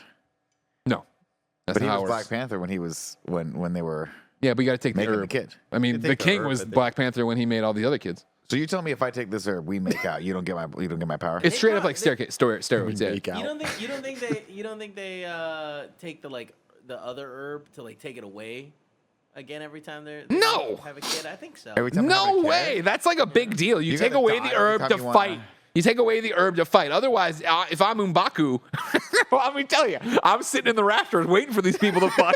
Then I'm smashing down, fuck break them up, his bro. neck, kick her out the building, and I'm king. You know what I mean? Accepted. I'm eating herbs left and right. I'm just- eating them like Flintstone gummies out there. I want to call out just how beautiful all of the flashbacks were to Chadwick Boseman, and like done in the perfect way that I love whenever media does this, of just it's silent flashbacks with the same sort of kind of wind rustling we heard in that Marvel stinger in the beginning. God damn, this got me so good. I was like bawling in the theater. Really, really beautiful. Great stuff. Great stuff. And the movie's over. Stuff. That's it. The movie is over. The end of phase 4. A fitting end. A fitting would end. say. A fitting end. We do have the holiday special for Guardians coming up. I don't That's know gonna be exactly where that perfect. falls, but the phase between phases, everybody. Andy, please hit the jingle. 7 syllables in the middle. You need 5 for the first and last line. If it's not poetic, no need to fret it. Haikus don't need to rhyme. Haiku in review. Haiku in review. You can write your reviews in haiku form, just like Mike L in the chat, who I've seen in the chat. I'm seeing him right now. There he is. Wow. He was the last person to say something. That was weird timing. He says, Planned. a great use of light, a good script, and decent fights. We gonna be all right. Oh, man. Good job, Mike. Good job. Very, very good. Rick Rod said Angela Bassett. Namor was a great villain. Bad green screen times. Coogler Wow, pulled really? it off. That silent intro hit hard. Rest in peace, Chadwick. Like for real, Andy, just so you know, I can't count any of these. I just nod along. I'm like, I don't know any of these That was syllables, two. man. That I was can't two keep haikus. up. that was 2 haikus, yeah. And then Well, 9. Oh. I'm like, there's a lot of words here. Well, you got to understand that Greg admitted to everybody that syllables just doesn't get him. I don't He get 'em. doesn't get him. I don't get them. This is during the kind of funny stream on. For He the asked launch how of- many syllables are in Greg Miller, and I told him his first name had 2, and he kind of believed me at first. I can see it. Greg. Yeah. Nick. Joel Swinato writes in and says, such a great goodbye. First and last scenes made me cry. Namor's feet can fly. Yeah. That's a lot of fun. That's a lot of fun. Let's do Ragu Bagu. Ragu. Bagu. What's up, everybody? Welcome to Rad Guys Talk Bad Guys, the podcast. In the podcast, we rank all the villains of the MCU. I'm one of your hosts, Greg, alongside Nick, Andy, and Tim. As you know, we have broken it up into tiers because there are 50. We have a cool 50 right now, starting with Thanos and ending with Jessica Chastain. From all the villains in movies one. I assume I'm not out of my gourd when I say Namor is an S tier villain. What's the bottom of S? Bottom of S is Scarlet Witch from Doctor Strange and the Multiverse of Madness. 100% Yeah, an S tier. Yes, 100% agreed. So then here's where the S tier stands. This is the highest ranking if you never played Crazy Taxi and don't understand that S is above A rank. Number 1, Thanos in Infinity War. Number 2, the Vulture in Spider-Man Homecoming. Number 3, MBJ in Black Panther. Number 4, Bacon Guy, a.k.a. Zemo from Captain America Civil War. Number 5, Thanos in Endgame. Number 6, Gabi and crew from Spider-Man No Way Home. And number 7, Scarlet Witch in Doctor Strange in the Multiverse of Madness. Where do we want to begin the bidding for the one and only Namor? I want to start bidding at number 4. Number 4, that would put him below Michael B. Jordan, above Zemo. I like that. I think that's appropriate. I think Zemo's better, but this is one of those ones that I don't need to push for. I'm down with y'all. vote there. I'm going to lose the vote, obviously, already, but I would let you know, I would put him above MBJ. I like Namor that much. I really love Namor in this movie. And I think whereas like Killmonger, I could see that. Killmonger, we all talked about sympathizing with to a degree. You know what I mean? And like obviously his backstory is tragic, but then he's a bad guy. He's a straight up bad guy. Whereas I do think Namor is. I'm looking out for my people. Like this is my kingdom. They are coming down. This is the chance to get on the same page and go after these people. And yeah, he does it through shitty means. I'm not justifying what he does here. He's a bad guy. Yeah. You're a bad guy. You're just talking about Exactly. Yeah. Thank you.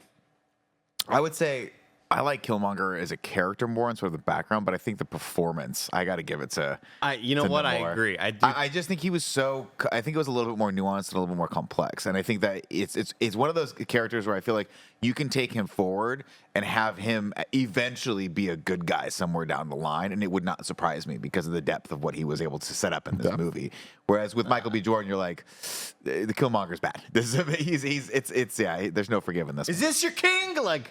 Those moments are great, but I do think that I mean, he's so Andy, when they got close to him and he was like, "You want to come to my underwater city and like hang out?" Yeah. It was pretty cool. Got a bunch You of got little. CZs You got on deck. some wings. He's like, I'm a mutie. She was like, I'm a mutie. how cold are the CZs? And he's like, ice cold. Ice cold.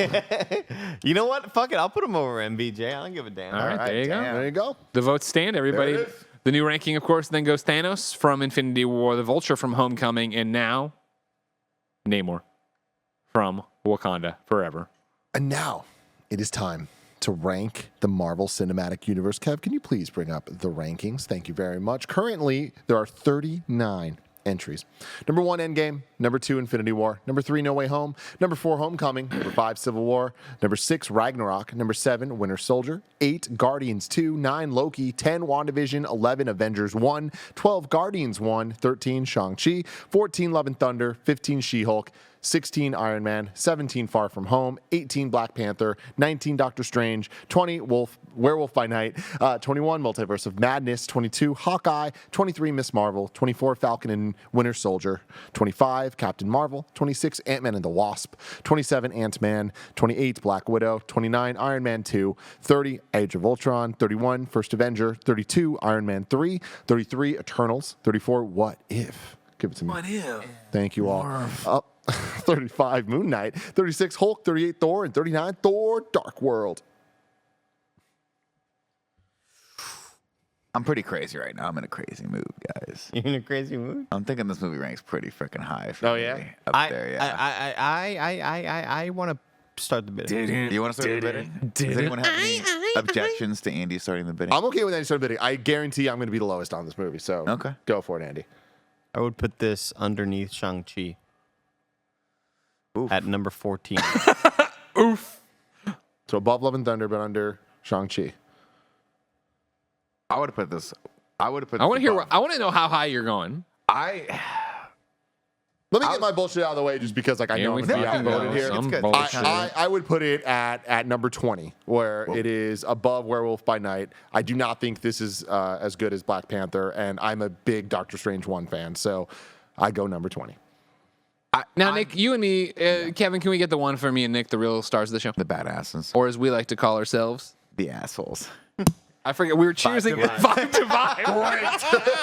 I'm sure everything you Kevin need to isn't know. happy about you just toasting the microphones I'm sure together. the audio listeners like, why does something occasionally just go ping? Andy. It's fine. I want to know how crazy you're willing to get in your bidding war here, Nick Scarpino. I mean, I think emotionally and from an acting standpoint, this movie is pretty high up there for me. I did not have the same touchstones to Shang-Chi like you guys did. I would have actually put this. You love San Francisco. I would have put this. Well, it's hard because when we start getting to like Loki, WandaVision, I don't see those as being on the same level as this anyway. I think this movie is far and away a bigger accomplishment. So I would actually put this higher up, maybe like right below Guardians of the Galaxy 2, Volume 2. And I want you to know, Nick, as a fellow member of Vibe to Vibe, that is right where I was hung up to. Yeah. Of like, I don't think it's better than Winter Soldier. And then it's like, do I think it's better than Guardians Volume 2? And that's where it gets into a thing in a struggle. I think Guardians Volume 2 is a better overall Marvel movie. And this is Marvel in review. As a movie from performances, you have some great moments. You have the Yondu moments. You have all that stuff. Sure, yeah, of course. And that's what resonates at the end of it, right? When I'm thinking about that. He might have been your father, but he wasn't your daddy. Yeah, but Shuri sitting on the beach meeting her nephew for the first time, just very emotional, very good. Just take that out of the Marvelness of it and put that in any movie, and it's just a banger of a scene, just a great scene. That's like one of those. If that had been an indie movie and you get to that moment, those moments, those would be people who were like, we gotta start giving this movie some awards. And Angela Bassett. and Angela Bassett's performance, all that stuff. As the third vibe to vibe. No. Tim, no. Tim, no. Vibe to vibe. Andy, we're gonna break up. We reform the group. Vibe to vibe to vibe. Okay, Tim, would you ask me if this movie is like an epic? Is this movie an epic? Andy? I would say so. Epic response.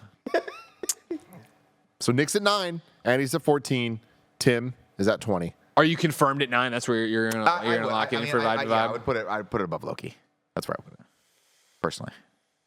I mean, this movie's just so good that even I think that's always a testament of how good a movie can be, where you think of the worst parts of it and they're not bad enough to bring down the rest of the experience, where I feel like that happens with me a lot in these movies when I watch them, like, some good moments, but man, those bad moments really drag the overall experience down for me. And the action scenes that were not so favorable in some moments, I think just I don't even think about them. They're just off in the periphery because I'm just thinking about how strong everything else was.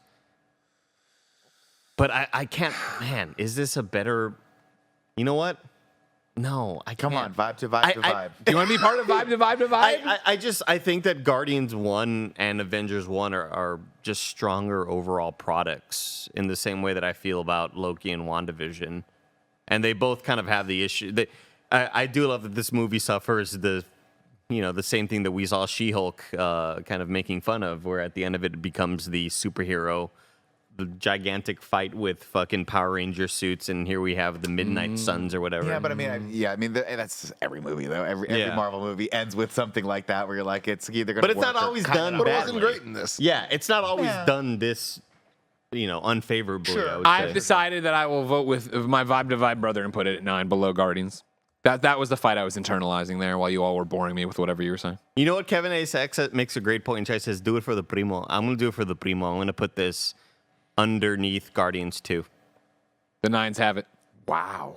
9s have it. That was a quick flip. Yeah. That was like you were really arguing against it. Do it for a the second, family. then you get Do it right for the about family. Cool. Do it for the family, everybody. So that means the new ranking is of the top 10. I'm going to read. Kev, can you go to the shot, please, for a sec? We got a fucking Latino superhero, man. Like, it's great. It's I mean, crazy. kind of a Yeah, super super villain. villain. He's anti-hero. He's a hero. He's a Figure it hero out, to baby. his people. He'll You're going to figure be it all out. right. Yeah. Number 1, Endgame. Number 2, Infinity War. 3, No Way Home. 4, Homecoming. 5, Civil War. 6, Ragnarok. 7, Winter Soldier. 8, Guardians 2. 9, Wakanda Forever. And 10, Loki. What a banger top 10. That's a good top 10. God That's bless a great the top 10. MCU, everybody. Let us know in the comments below where you would rank Wakanda Forever and what you thought overall of Phase 4 in terms of the movies, in terms of the shows, how excited you are for Guardians of the Galaxy Holiday Special coming out in just a few weeks, and that will be our next in review that we are doing because of Thanksgiving. I think there's 1 week that will not have an in review, and then when we return, it'll be Guardians Holiday Special. But until then, I love you all. Oh, no. I have more. Oh, no, I don't love you all. I hate all of you except for Morgan Lorraine, Fargo Brady, Hillary Bernard, ID Raven, Immersion Fragrances, Delaney Twining, Christopher Rodriguez, the KindaFunny Destiny 2 PC clan, Corey Turnipseed, Tall Tree. Did I fuck something up? No. Tall Tree 81, Trent Barry, Joseph A. Carlson, Tranquil Uranium, Macro, One Up Pest Control, Alex J. Sandoval, James Hastings, Colin Huguenel, and Carrie Palmer. Thank you all so much. Until next time. So close. Have a marvelous day.